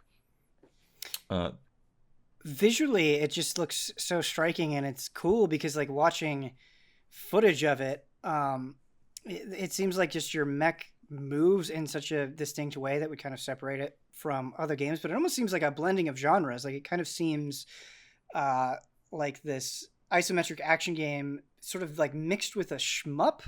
I don't know if that's accurate or not, but yeah, it's not really shmup like. And I will say like, and that's where kind of like I have issues with like the controls and the way that the game feels a lot in terms. It can be kind of clunky because so far I've only gotten like a couple of attacks, and so there's one where you kind of have to jump up and shoot downwards at enemies. And so like kind of that depth perception, like seeing where the ground is at is a little bit weird, even though there is like a dot to kind of point at where you're going to land. But what makes it tricky too is that you don't have any way to gain altitude while you're in the air, so you're always sort of dropping while you fly around, and so it's that becomes kind of tricky to manage. So, but when you're shooting down at them, you can really only flip bugs over, and then you have to like use this gust attack to like push them off of platforms. And so it becomes this kind of this weird back and forth, like, okay, I'm attacking this thing, and I go down, and I got to push it off, but then something else might attack me at the same time. And so that back and forth gets a little awkward. Also, when you do get hit, it can be kind of punishing to where sometimes you feel like, oh, I got hit once, and like I just like lost all my health and got knocked off the screen. Oh no! And then you sort of respawn, and then you have to like find a safe area to kind of hold a button to repair your craft. Is it one of those games where like not only do you take the damage from getting hit, but if you like fall off and like drop, you also take fall damage? You know what I mean? Like screen damage? I don't know that you take damage from falling off, but there's definitely kind of like a reset Gotcha. that will happen if there's nothing below you. Okay. The other thing that's a little bit weird about moving around the world is there's a lot of depth to the different like branches and things and leaves that you're going around. But it's just not always easy to tell like where you're at in relation to that. So you're like, again, you'll be trying to glide to something, and then you'll just sort of hit the edge of it and go under, and like, crap. And so then you've got to like find something else. that is the right height for when you hit the height of your jump, you'll be able to get onto it. And there's no camera control either, which kind of messes with that as well. You mentioned control being an issue. It looks like with the upgrades, like you can do things like attach wheels to the mech and stuff. Like, do any of the upgrades help the mobility at all, or have a dramatic effect on how it feels? I don't know about a dramatic effect, but definitely, yeah, those are the kinds of things that do get, like, you add to your hull and you can, take more damage, and you add to your legs and you can jump higher, and you add to your wings and you can glide longer. And so those things definitely are there. And so it'd be interesting to see as I get further in. Mm-hmm. I've probably played about 4 or 5 hours. I started on the flight back. Nice. From Florida. And then the other thing that's a little, and I know it's a small studio and a budget game, but there's no VO whatsoever, which I understand, but at the same time, it's kind of a bummer because I really do like all of the character designs. Like, every character I've come across so far is like, though, this is a really cool looking person, and I just wish they had that, that extra bit, that voice to really flesh them out. Sure, definitely. Is it something, despite the frustrations that you have with it, you've put a solid chunk of time into it, would you like to finish it, or is it too frustrating to continue? No, I don't think it's too frustrating to continue. Like, I think it's manageable for sure. But yeah, there's just times where, again, like, you'll be fighting and you think you're doing all right, and then bam, and just like knocked across the screen. It's like, okay. Yeah, it also seems like it's sort of the feedback, I think, sometimes. Like, even when I'm attacking, like, sometimes I just don't feel like there's a good feedback to I'm doing well, or I need to move out of the way kind of thing. Man, that's one of those things that I catch myself as a reviewer sometimes. And Mitch, I don't know if you run into this, but like feedback for your actions. I feel like sometimes isn't one of those things that you notice until it's being done bad. And you're like, oh God, like, so much work has to go into like visually communicating information to the player. And when it's done poorly, like, it just messes up everything. And it makes me at least want to like recognize it better and call it out more when it's done well, for sure. Yeah, I feel like Biomutant was a recent example of that happening. Of good or noticing bad? When it's bad. Yeah. Not great. I haven't played Biomutant, so what was the problem? It just, like, in combat like, your attacks, despite looking cool, they didn't have the kind of impact that you would expect them to have. And that's both visually and, like, in terms of audio. And yeah, that was like my big thing that took me out of the combat, because like the combat is actually kind of fun. Like, there's a lot of cool stuff you can do in that game, but just the feeling of punching a cute little animal in the face just did not come across. Sure. What does have good feedback is Virtua Fighter 5 Ultimate Showdown, which not only have I been playing, but Mitch, I know you've been playing it because we did a couple of matches, or maybe just one match on stream. I stream sniped him. Yeah. Nice. And I've got a lot to say about Virtua Fighter 5, but before I, jump on that train, how has it been treating you? Especially bouncing, Guilty Gear and Virtua Fighter kind of on top of each other. Yeah, it's fun. Virtua Fighter has always been kind of like Guilty Gear prior to Strive. Guilty Gear Virtua Fighter has always kind of been a blind spot. It's always been that game that when I was a kid, I would go to like a bowling alley and play a couple rounds as Jackie, do some flip kicks, and that's about it. Yeah. It's never been a game that I really took home and tried to get good at, because getting good at Virtua Fighter felt really, really hard. As a teenager growing up, and it just kind of it's a series that always missed my like transformation into a fighting game fan. Yeah. So it's been really cool. Like, well, it's back... been dead for like more than a decade. So. Yeah. Or so it's been really cool. Like looking at it through new eyes. Yeah. And I wish this port was better. Yeah, I will get into it. I'm kind of right there with you, Mitch. I've long had an appreciation for Virtua Fighter, and I played just a little bit of the vanilla release and then some Final Showdown on PS3. And like, I've always enjoyed it, but I've never really like, learned it or tried to get good at it, as you were saying. And it's been really fascinating doing that with Ultimate Showdown, or trying to do that with Ultimate Showdown, because boy, it's like you pick a character, you finally settle on a character and you go through all their moves, and you go online, and like at the beginning you're just playing people who have no idea what they're doing, and you're like starting to feel good, but then you get bumped up a couple of ranks and it's like, fuck, like these I'm getting countered, or like, they know exactly what my strings are going to do.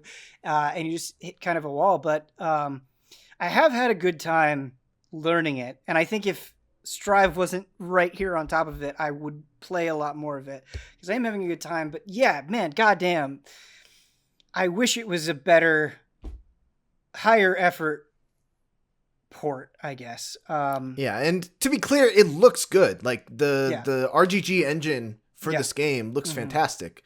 Some characters look better than others, but for the most part, I think it's a really good use of that engine, and it modernizes the look of the game very, very well.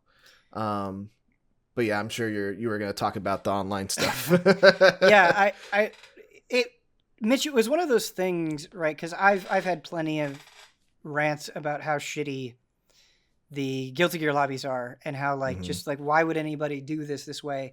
But to make a fighting game in 2021, especially like Virtua Fighter coming back, right? Like this is kind of a return for Virtua Fighter. It's been absent for a long time. There hasn't been a new version or a new Virtua Fighter in such a long time, and to come back and be like, and yeah, you can't invite friends to play with you. You just can't do that. And it's like, nope. That's the most basic of basic right. possible things that you could have. So it's just nonsense. Just like illustrate this. If you want to play, if I wanted to play with Ben right now, we went through. You could watch this on stream. Yeah, you can watch it on the stream. Yeah. But Ben would have to create a room, and then you could put a passcode on it. But I there's nowhere I can just put a passcode in and get into his room. No, I would have to refresh a list of about 20 servers. Yes. And constantly refresh it until I find Ben's room. There's not even like a room ID where you could type in a room ID and it's like, oh, bop, there's Ben's room, right? I can't invite you as a friend. You can't join my game as a friend. You just literally have to sit there and refresh the room. And it's just like, why? Well, like, why would anyone design this way? And like your filtration options for the rooms are just so piss poor. It's like you can search rooms without a passcode or with a passcode or by game type, but you can't like filter by friends, or like there's just like not a lot of ways for you to like whittle down these rooms. It just is absolute nonsense. It's really, really, really frustrating. I will say, like, I played a good number of games, and it's not Guilty Gear Strive rollback good. It's using delay-based netcode, but it is. I've had some iffy matches, and I've had some straight-up shit quality matches, but I would say on average I've had a lot more good matches than bad matches, and so I am grateful for that. But I wish the online was more robust. And I think I've had a lot of Street Fighter games that were, I would say Street Fighter 5 is a game that is more good than bad also. Man, but when those bad matches hit, man. There's so... Oh, God. So I haven't had a Street Fighter 5 level bad match in Virtua Fighter. Another Brazilian Ken is coming your way. But yeah, like as far as like the actual gameplay goes, though, Virtua Fighter 5 is really fun. It's like a very different experience than playing Tekken, which is something that I didn't appreciate when I used to play it in arcades. I used to think of them very much along the same lines. But Virtua Fighter is much like kind of slower pace. It's much more about pokes and just kind of interrupting your opponent from doing what they want to do. Right, exactly. And the thing that keeps getting me is the one thing I don't like about the combat is that in order to get off the ground and not stay there, you have to press 3 punch buttons at the same time. Well, you and can every you got a macro other game. That. Huh? If you just macro, you can macro it, but then it goes on L2, and that's super weird itself. I guess I never asked this. Are you a stick player or are you a pad player? No, I'm a pad player. Okay, because it's funny because I was playing Virtua Fighter, and I think I said this on stream, like, and don't get me wrong, anybody can play however they want. Like, that's totally fine. I don't care. But Virtua Fighter specifically, like, diving into that, it's like, no, this was made for a stick. Like, this is... Yeah, it is. This was designed top to bottom for a stick. And so I have not tried to play it on pad, but I can imagine it would be rough. It's rough. Yeah. Dude, we got to get you a stick. That'd be fun. I mean, I got a stick. It's just one of those things where you get used to it, yeah. Yeah, it's, you know, to get to a point where I'm as good with a stick as I am with a pad, it would take a lot of effort of being bad. It is. It's like learning to ride a bike, you know. It's very similar to that experience. And it makes sense because you've played a ton of MK11, and that game I play MK11 with a pad because it's just so friendly and accommodating to that control style for sure. But yeah, so Virtua Fighter, you know, we've talked about its complexity. Like, has that been overwhelming for you or frustrating in a match where it's like, I don't know why that happened, or like I got beat? And because that's always the worst feeling in a fighting game is when you lose and you're like, dude, I don't even know what I could have done. I've been able to kind of understand why I've lost each match, and I think a lot of it comes from the fact that I'm mostly a 2D fighter kind of person.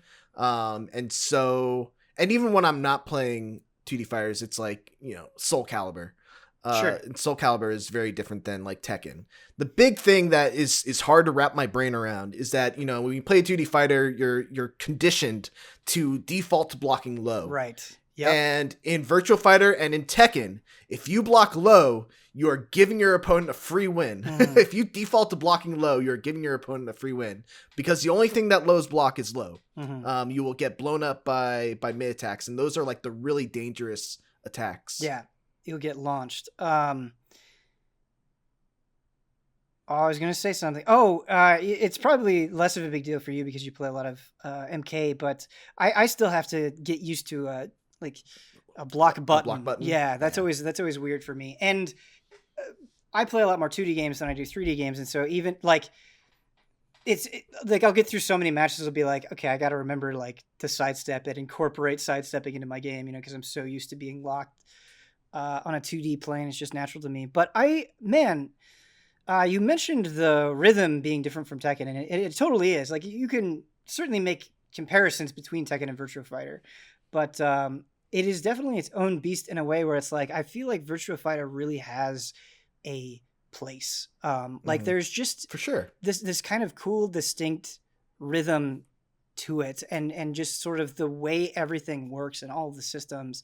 It's very, very, very satisfying. And like, I wanted to come back, but I do also think that this coming out on PlayStation Plus, I wish it wasn't console exclusive, but I do think this coming out on PlayStation Plus is the right call. I feel like so many people checked it out that wouldn't have bothered giving it a look, you know, and thinking about it going forward, you know, as a fighting game fan, like, I think you always want the genre to get bigger. You want games to last longer. You know, you want the hype to be there, all that sort of stuff.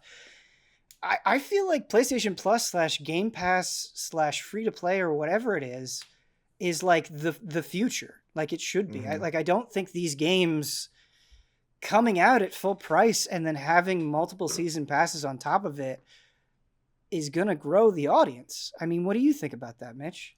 Yeah, I mean, the fighting game genre is a genre that got its roots in the arcade scene. And it's that, you know, idea of like passing by something, saying, "Oh, that looks cool," putting in a quarter and, you know, playing it. It's not a super big investment of your money to, you know, try out a fighting game when you're just going out in an arcade and you step up and you put a quarter in.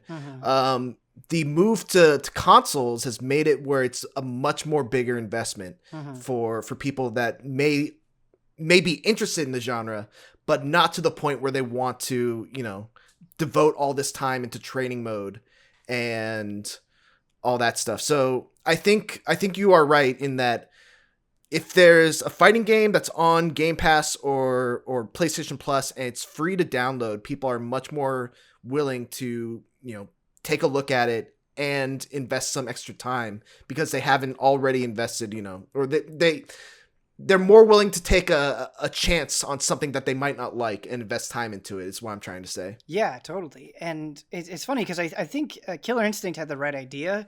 It was just maybe a little ahead of its time. I mean, most fighting games kind of adopted that season system that Killer Instinct really pioneered. Like, I'm even just theorizing, like, what if Guilty Gear Strive just made its mission mode free to play? And it's like, okay, well, you can't get in there and you can't compete with people. You can't, do all the other modes and everything. You don't get the story. But if you want to learn how to play, it's free. You can download it. And it's like, man, maybe that in and of itself would get so many people in the door, where it's like you have this expansive mission mode, go through all the mechanics of the game. And maybe by the time you get to the end of it, you're like, I'm ready to invest, right? Because you're exactly right. It's that investment. It's that, paying 60 or 70 or whatever it ends up being dollars, and then contemplating the DLC and all that stuff. And it's like, I think if you can just, because so many people are probably like, I don't even know if I'm going to be good at this. I don't even know if I'm going to like this. Like I've never played a Guilty Gear game before. And so I think just lowering that entry point is everything for sure. Yeah. And just to put out a PSA for those that are interested in fighting games and don't want to pay $60 for one, and like they want to see if they can be good at this genre. There's a game called Fantasy Strike. I reviewed it for IGN. It is a very, very solid 2D fighter that completely strips everything down to its fundamentals, not to the same extent as Dive Kick, which is just a 2-button fighter, but to a level where you don't have to do complicated inputs. Everything is just one button and a direction. And there's a really, really good variety of characters to test out that kind of mimic the archetypes that you would typically find in fighting games. So check out Fantasy Strike. It's a really good game for what it is. Have you ever played Fantasy Strike, Ben? I have not played Fantasy Strike. I like what you're saying. I am super not into these screenshots I'm seeing, but maybe. Oh yeah, the art's not great. Okay. It's definitely got some issues in terms of its presentation, its visual presentation. Yeah. No, that's cool though. I mean, I like what you're saying, and I'd be curious to try it out just for that aspect alone. Yeah, it's also got a really interesting approach to life, where every hit, like your life is segmented into chunks, and every hit takes a chunk. Some hits take 2. Gotcha. Some might even take more than that. And so you kind of always know how many more hits you have until you lose or until you win, which kind of informs, your decisions on what you're going to do next. It's really, really smartly designed. For sure. The last thing that I want to say about Virtua Fighter is character identity. And, any good fighting game will make its characters feel different, right? Like that's a pretty obvious thing to say, but I think Virtua Fighter goes further beyond than most fighting games do when it comes to differentiation. Like the individual like martial arts styles that each character has just feel so distinct amongst the entire roster, A, and B, like the individual styles are super fleshed out, and it just feels like any character you pick, it's like, oh, I can do a ton with them, and it's pretty different than I can do with anybody else in the cast. Like even, quote unquote, easier characters to learn, somebody like a Sarah, it's like, oh, just like her kickstance and everything that you can do from that is really cool. And so I think it makes like learning a new character, A, a little more daunting, but B, ultimately more satisfying, because it's not like a slightly different flavor of the same thing. Like it really is, a completely different play style, just based on my experience with it so far. Yeah, I haven't really experimented a lot with the roster, unfortunately. I kind of, I've always kind of wanted to play Wolf in Virtua Fighter, and so I kind of adopted him as my main, even though I'm not very good with him. He's just really hype, though, Yeah, he's got just really cool throws. Like I'm a big wrestling fan, so like being able to throw someone in F5 or all these really cool professional wrestling moves. And actually, like I just learned recently that Asuka, who's a WWE wrestler, yes, I saw this. Yes, did motion capture for this game back when she was in Japan as Kana, which is crazy. Yeah, I don't know jack shit about wrestling. And I feel like you and Huber would be good candidates to like really get me into it. But I do have like from a distance, I have an appreciation of Asuka just because she seems so fucking rad. And just hearing that, or not hearing that, but reading that tweet where she's like, "Yeah, I did this for Virtua Fighter," was so cool. Yeah. It's the time of the show for the HOTTAKE, and we're gonna keep the fighting game talk going. But Blood, I'm going to throw it to you, kind of somebody that is outside the scene, just to get the ball rolling. So I want to kind of talk about Guilty Gear Strive and kind of a conversation that's happening in the community, right? Is, Guilty Gear is a franchise that's been around for a long time. It was on the PS1. So it has a very long history and, arguably not like a huge audience, right? It has the people that are into it are way into it. And, there's definitely some talk amongst the community from people that are hardcore Guilty Gear fans that Guilty Gear Strive is too dumbed down. It's taking away the identity of Guilty Gear too much in an effort to widen the audience and be more successful. And so from somebody who doesn't, seriously play fighting games, what is your take on that, right? Like, do you ultimately think that streamlining is necessary to keep these games alive? Do you think it's better to just try to appeal to both sides as much as you can? Like, where do you fall on it? Yeah, I mean, it's definitely hard not being experienced with the series. Because even back in the day when I was playing more fighting games, like it just eluded me. It was not part of my friend groups, Yeah, for sure. And but it's funny to hear that because most of what I've heard about Strive from people is just been very positive. It's been very hype. When I watched your preview footage, it all looked really cool and really great. It'd be like something like I would enjoy messing around with this, even if I'm never any good at it. But it's funny to me because when you're talking about streamlining, like I think there's certain points in like any series when you gotta do that when like things just start getting in the way and people are just stumbling over themselves. You gotta like look back big picture and say like, okay, what is important? Like what is actually going to help the flow of things and make this work for people to come in and learn it that want to learn it, and it's interesting because you were saying earlier that it doesn't do the auto combos and things like that. And to me, that's like those kinds of things are for people who just don't have any interest in learning. Right. Like they want to get together with their friends and they want to mash some buttons and they're fine with that, and they like these franchises of these characters, and their goal is not to become, an EVO participant or something. Whereas everything you guys have said about Guilty Gear is like these things will onboard you and allow you to, get deeper into this. And streamlining just helps with that. But it's hard for me to say with I don't know what's being taken away to make that happen. Right. Mitch, this is kind of an age-old question when it comes to fighting games, and we can definitely analyze it in the specific context of Guilty Gear Strive. And if you want to do that, go for it. But I think just in a broader sense, where do you fall on this like accessibility versus complexity debate with this genre? I actually think Blood kind of really nailed it in terms of saying that this is kind of something that I think they kind of had to do. When you're making a new Guilty Gear game and you're looking at the ways in which you could bring more people in. I mentioned earlier on that the reason why I never got into the Guilty Gear games because it's intimidating. Yeah. You look at people playing that game, and it's like, what is happening? No, it's just hard as shit. Like, yeah, it is. Yeah. And so I think what they did in Guilty Gear Strive is they didn't dumb it down.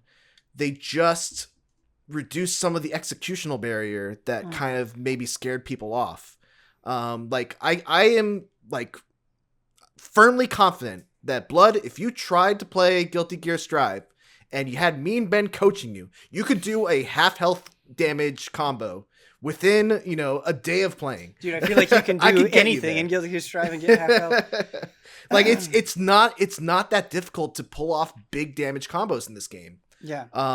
And when you're talking about playing well in fighting games, having those big damage combos is just part of the arsenal. Yeah. And it's something that I think a lot of people, again, they get intimidated by when they watch good people playing. Mm-hmm. But if they can do big damage, then they feel like they could stick around more. Yeah, I'm a little bit torn because I've had a great time with Strive. And I think there's a lot to talk about when it comes to the accessibility conversation and experienced players.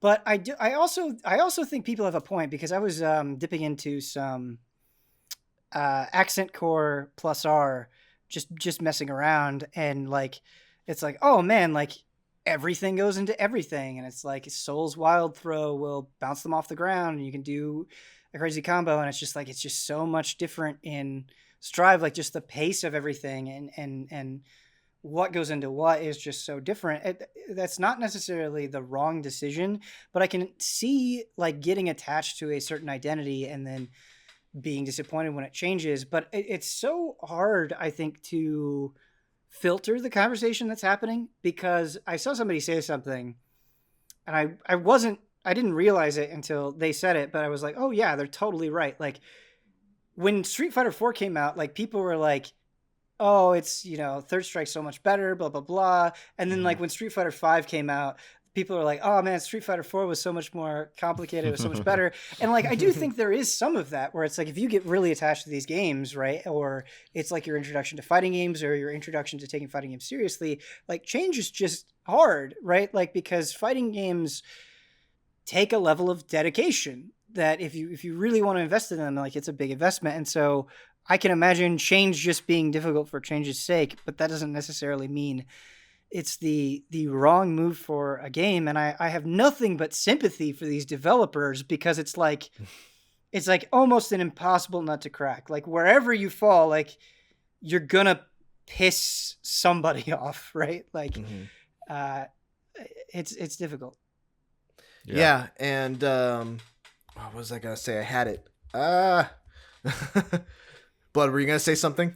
Yeah, well, I think the difficult thing is, that balance of trying to keep in mind of, okay, does this new game, does this supplant the previous game, right? Mm-hmm. Like, I think there's that difficulty of trying to figure out, like, okay, the game that and the game that you're good at and the game that you really enjoy, like, it still exists. Mm-hmm. But there's that question of, like, will people keep playing that, right? Like, right.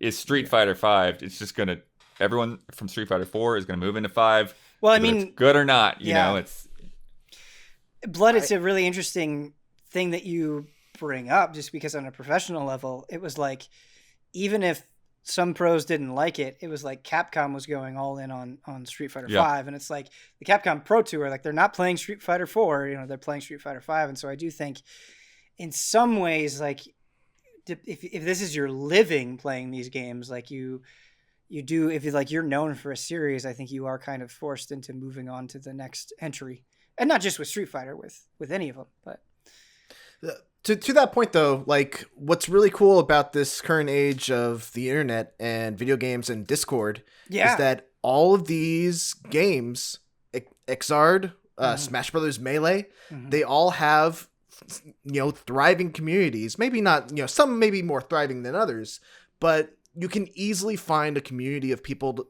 to play with pretty much for any fighting game out there.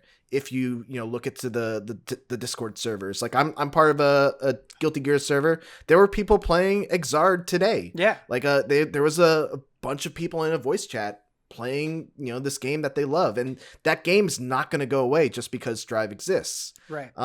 You can always have your preferences, but I think it's a mistake for developers when they're looking to make a sequel to a fighting game to just make the same game but better looking. Yeah. I think that's missed opportunities to grow a franchise and make it something more than it was, 5 years ago. Yeah, Mitch, I think that's a really good point. And again, referencing that Daisuke interview on Eurogamer, that is pretty much what he said, where he was like, the way that we would develop Guilty Gear before, it was like, we would take this base and we just keep adding things onto it. And it's like, well, if you're an experienced player, you've kind of been following along from game to game, like that skill will carry over. And so like, you get farther down in the series and like an experienced player will be able to like, oh, they'll already have a good understanding of the game, but a new player, it's like, oh, I'm like, however many games behind, right? And so there's a gulf of difference between them. And he's like, the changes that we're making in Strive, it's not that we want to like completely remove depth. It's that we want to narrow that gap of knowledge and experience between somebody that's been playing forever and somebody's just picking up for the first time. And I think that makes it more interesting for everybody, right? Because it's like, if you're an experienced player, you just have more people to play against. And if you're a new player, that barrier of entry is so much lower. And so theoretically, you could have a healthier game, I guess, if that makes sense. Sure. The other thing that I think is really important, and I saw some people complaining about this, is, Guilty Gear already has like this DLC roadmap, and apparently I should double check this. I'm not 100% sure, but I think the first DLC character is going to come out like a month after launch. Yeah. Okay. Mm-hmm. So that is correct. And, I get why people are like, man, like you're going to make me pay full price and then there's immediately going to be DLC. I think that's a valid complaint. I really do. Mm-hmm. But new characters and updates and fresh content is so important to keep the train rolling. Like, even if you don't buy it, I think just the cycle of the character being announced and introduced and people streaming it, like for longevity of not just fighting games, but any games, I think that kind of, cycle is super, super important for sure. Yeah, 100% agree. And like there was a time where it used to make me really upset, the whole argument of like, oh, if it's already ready, why didn't you already include it on the disc? Yeah. But DLC announcements are exciting. You can you can talk to any Smash Brothers fan about how excited they get whenever there's that DLC announcement. They are a big part of marketing. And they're a big part of getting people to remember that your game exists. Right. And so, it's part of the strategy. Man, when they inevitably announce Baiken, it's going to be really fun seeing all these thirsty motherfuckers like crawl to the woodwork and draw fan art on Twitter and all that stuff. Yeah. It's going to be fun. Well, one thing I wonder too, because I feel like there are games that do this, right, is to, like, new characters come out, but there's not a price tag on them, right? It's you just get added to. So I think that's another part of like the weird chemistry of finding the balance. Like, okay, if you're gonna pay full price for this fighting game, then like, okay, how long are you essentially grandfathered into a set of content? And then okay, a year later, okay, this will be the next season or whatever. Yeah, totally. Totally. Are we ready for some emails, gentlemen? Let's do it. We had some really good emails this week, so thank you to everybody who wrote in. Our first one comes in from Brandon. He's got quite a few of these here. I don't think I'm going to go through all of them, but I like this pitch that he's shooting at us. Hello, everyone. As E3 is upon us, and with Ratchet and Clank, I keep forgetting about Ratchet and Clank. I'm really excited to play it. I don't know when I'll have time, but with Ratchet and Clank Rift Apart, plus Final Fantasy Remake Intergrade coming out this week, I find myself frustrated because I can't get a PS5. That sucks. Yep. So while I wait for the various streams this weekend and next, I'm looking to fill some free time with some tasks that I could do revolving around trophies/achievement. Years ago, I created a living document of different trophies or achievements I felt could be accomplished with some effort, and in most cases, I lacked the drive to go do them for one reason or another. So, inspired by others who have submitted emails and submissions for love and respect with similar requests about games to play for certain situations, I thought I would write to you all and gauge your thoughts on the things I have yet to do. I'll list the game, the task, and why I have yet to complete it. And if you're willing, your advice on if it's something I should go for. If you find this list of 15 too long, please only pick the ones that jump out to you. Thank you very much for reading this email. If you do, and stay easy, fellow allies. So do we understand the concept? Yeah. Yeah, I think so. Okay. So this first one is Doom Eternal, completing a mission with the famine sheet. The famine sheet is enemies won't drop health or ammo. I think you have to completely rely on like what's in the map. Why Brandon hasn't done it? My initial playthrough was extra life mode, meaning I have to start a different campaign from scratch, play all the way to mission 10, find the cheat, then mission select, aka time investment. So do you think you should do a mission with the famine sheet? I mean, if you're going to ask me if you ever need to replay Doom Eternal, I'm always going to say yes. So, yes, worth it. I mean, does it matter what difficulty you play on? See, I disagree. And I haven't done it, so maybe I would have a blast doing it because, yes, Doom Eternal is amazing. But I think what is so appealing about Doom Eternal is I love the sort of tug of war that happens with, like, frantically trying to glory kill enemies and get resources. And so, like, turning that off, I'm just like, I don't know if I want to play that way, so it doesn't sound that exciting. You just have to beat one mission, right? Yeah, and that's a good point. I would totally be turned off if it was like do the full game, but maybe one mission would be like a super nice change of pace. What do you think, Blood? Yeah, it's interesting because I think it's an interesting variant on how to play that game, and I think the achievement on its own is fine, but in terms of going back to do it, like I wouldn't go back to the game for the sake of the achievement. Like if it's on your to-do list, then the next time you want to play through that game, then have that in mind and play through the game that way. But I personally wouldn't go through the trouble of like getting that deep into a game just so I could check this one box and get that off the list. I guess that's fair. An interesting wrinkle that we don't know. I really enjoyed the DLC, the Ancient Gods Part 1 and 2 for Doom Eternal. And so if you haven't played that, maybe you could just like tack this onto that playthrough. I don't know. Like if you're going to go back anyway for the DLC, it might be easier to justify. All right, next one is Mass Effect Andromeda.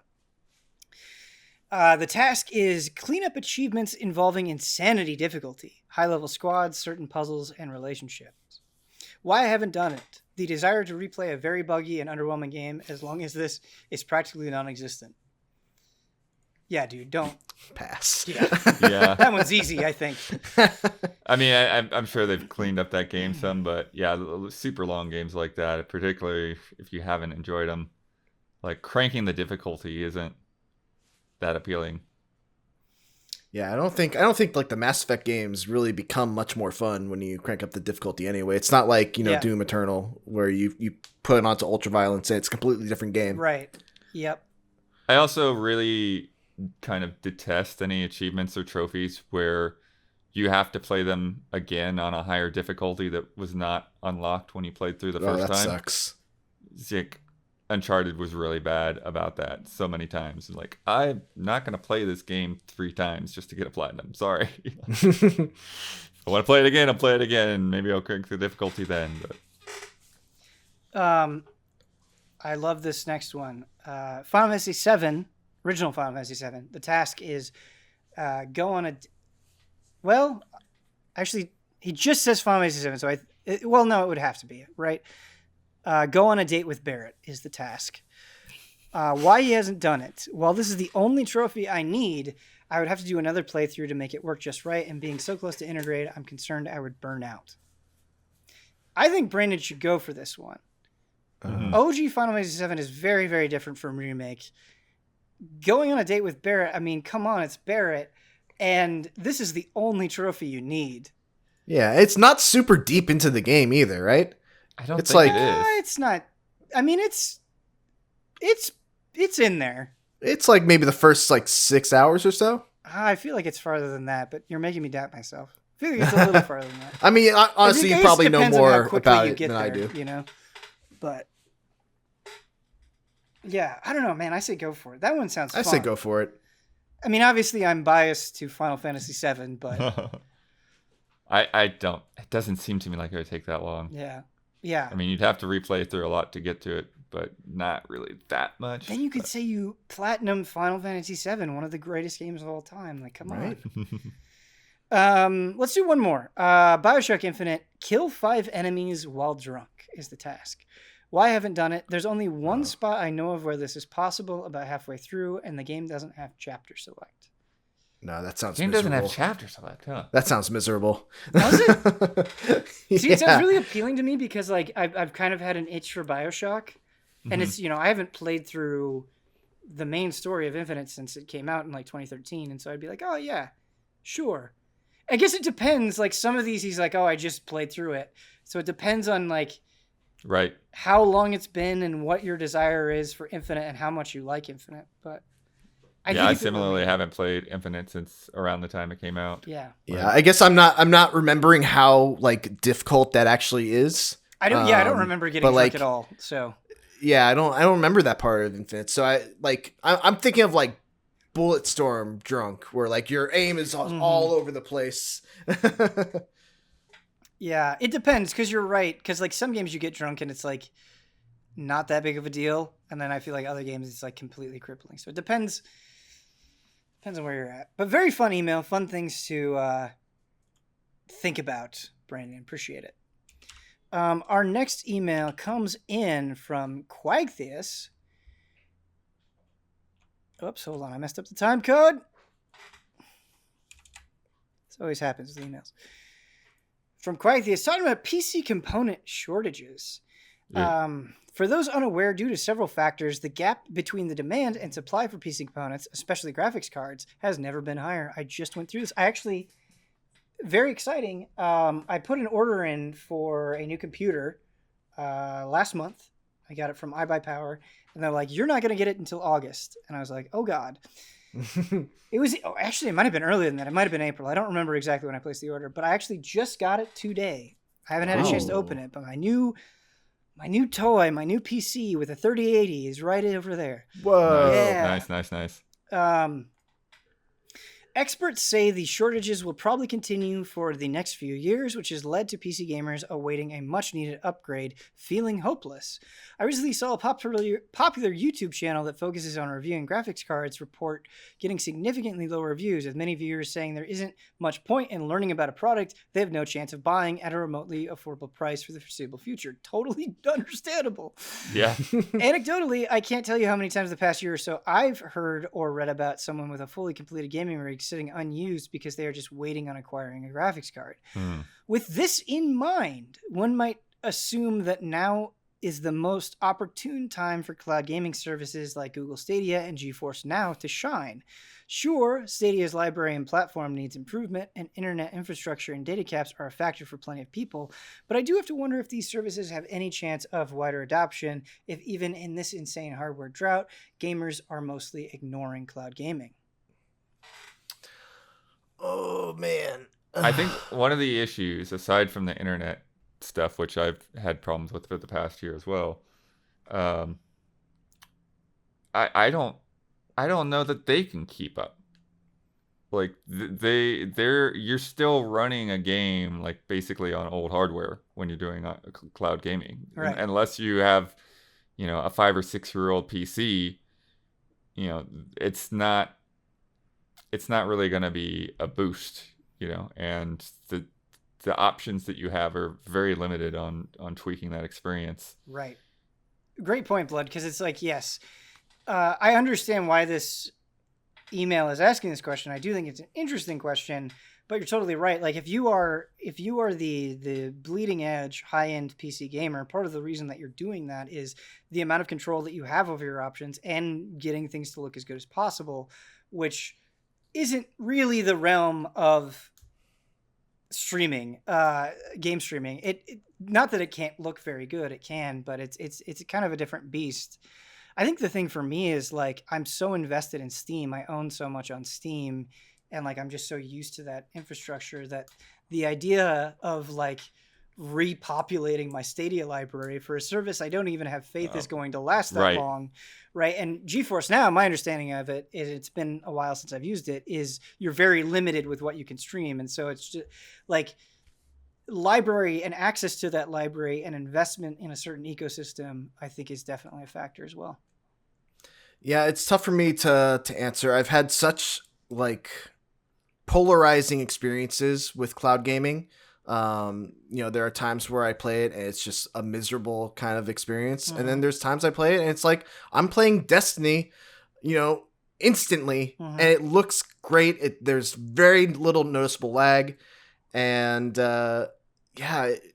it feels like you're trying to show someone a magic trick, and every now and then it works and they're blown away, and then there's every now and then like they see like the fake thumb or whatever, or they're able to see like the handkerchief like coming out of the hand.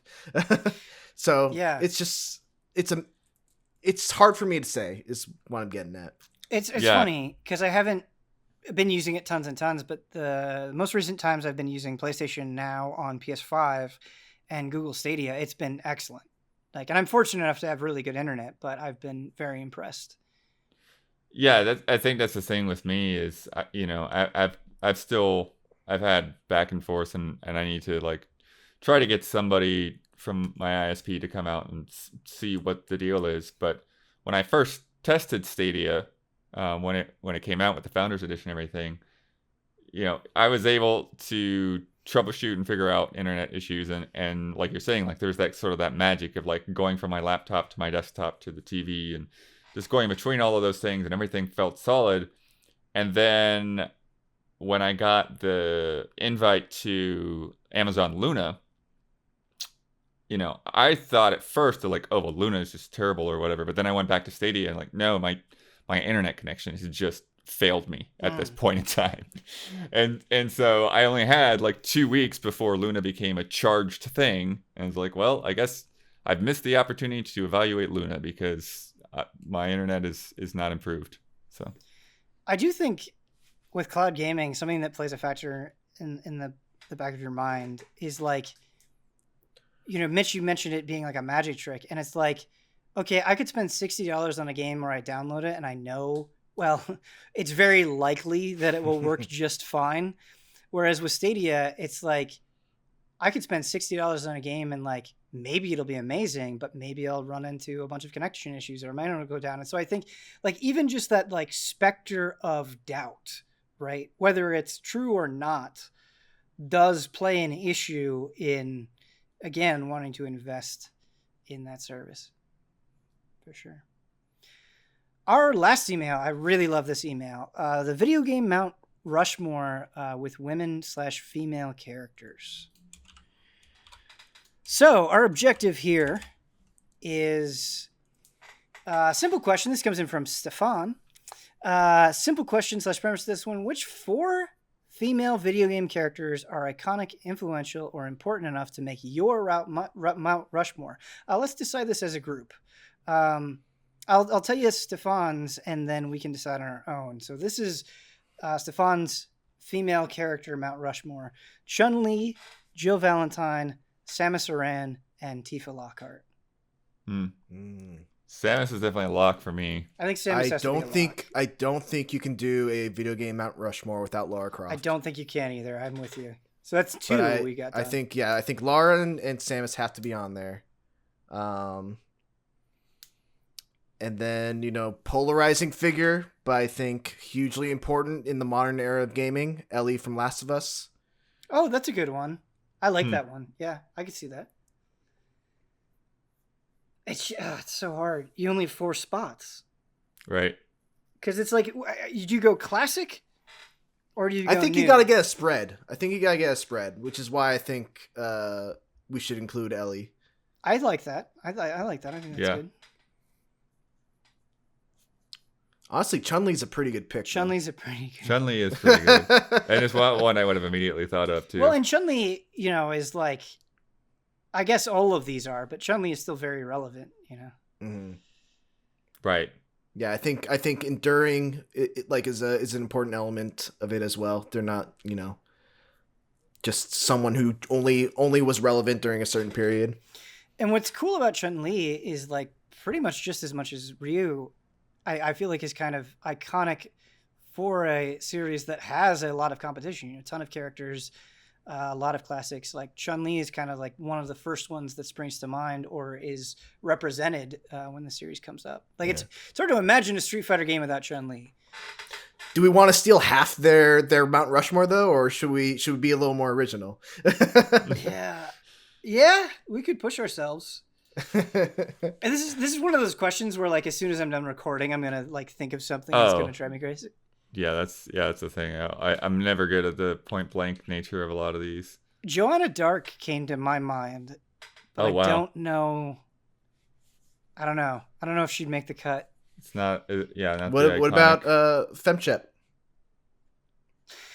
That's hard because, like, there's permutations to that character, right? There's permutation because, like, you can change the way it looks, you can change what she says or doesn't say, and what the personality goes. So I think it has to be like a defined character. I don't think it can be like a sort of created character or like player guided character. There's also Zelda, if we want to go with another Nintendo figure. The problem with Zelda is like, which Zelda? Right. I thought of Cortana as well. Cortana's pretty good. Cortana's interesting, yeah. But I was not a fan of Cortana's turn, let's say, in Halo 5. Nope. kind of killed that character for me a little bit. I'm with you 100%. Ooh, okay, so I'm skimming through things. Alex Vance? Oh my god. Alex is good. There it is. We got Alex both fills the modern and class. That's good. Okay, so we've got what? We've got Alex. We've got Samus. Who else did we say? Ellie's good. Okay. What was our last one? and Lara Croft. Yeah. I think that's a pretty solid. The thing is, the question is, do you have modern Lara or do you have classic Lara? Because it's it's a statue. I think if we're going the spread, we use classic Lara. Yeah. Okay. I'm into that. We did it. There you go. Question. That was fun. And that's actually going to do it for Frame Trap. If you would like to send in an email, pick our brains. The email address is askeasyallies@gmail.com. One more time, that is askeasyallies@gmail.com. Huge shout out to Mitch. Always a pleasure to talk to you. Have you on anything Easy Allies related. We got to, man, I really want, and I'm not promising anything, dear audience, but I keep thinking about, like, man, we're going to be getting back into the studio soon. It'd be fun to, like, have you over, get you on a couch and just play some fighting games. And just stream. Dude, if I can make it work, I will do everything in my power to make it work. I would love that. I would super love that. It would be a dream for me. Yeah. Well, thank you for taking, a couple of hours out of your day, sit and chat with us. Blood, always a good panelist to have on. And thank you everybody so much for watching. Until next time.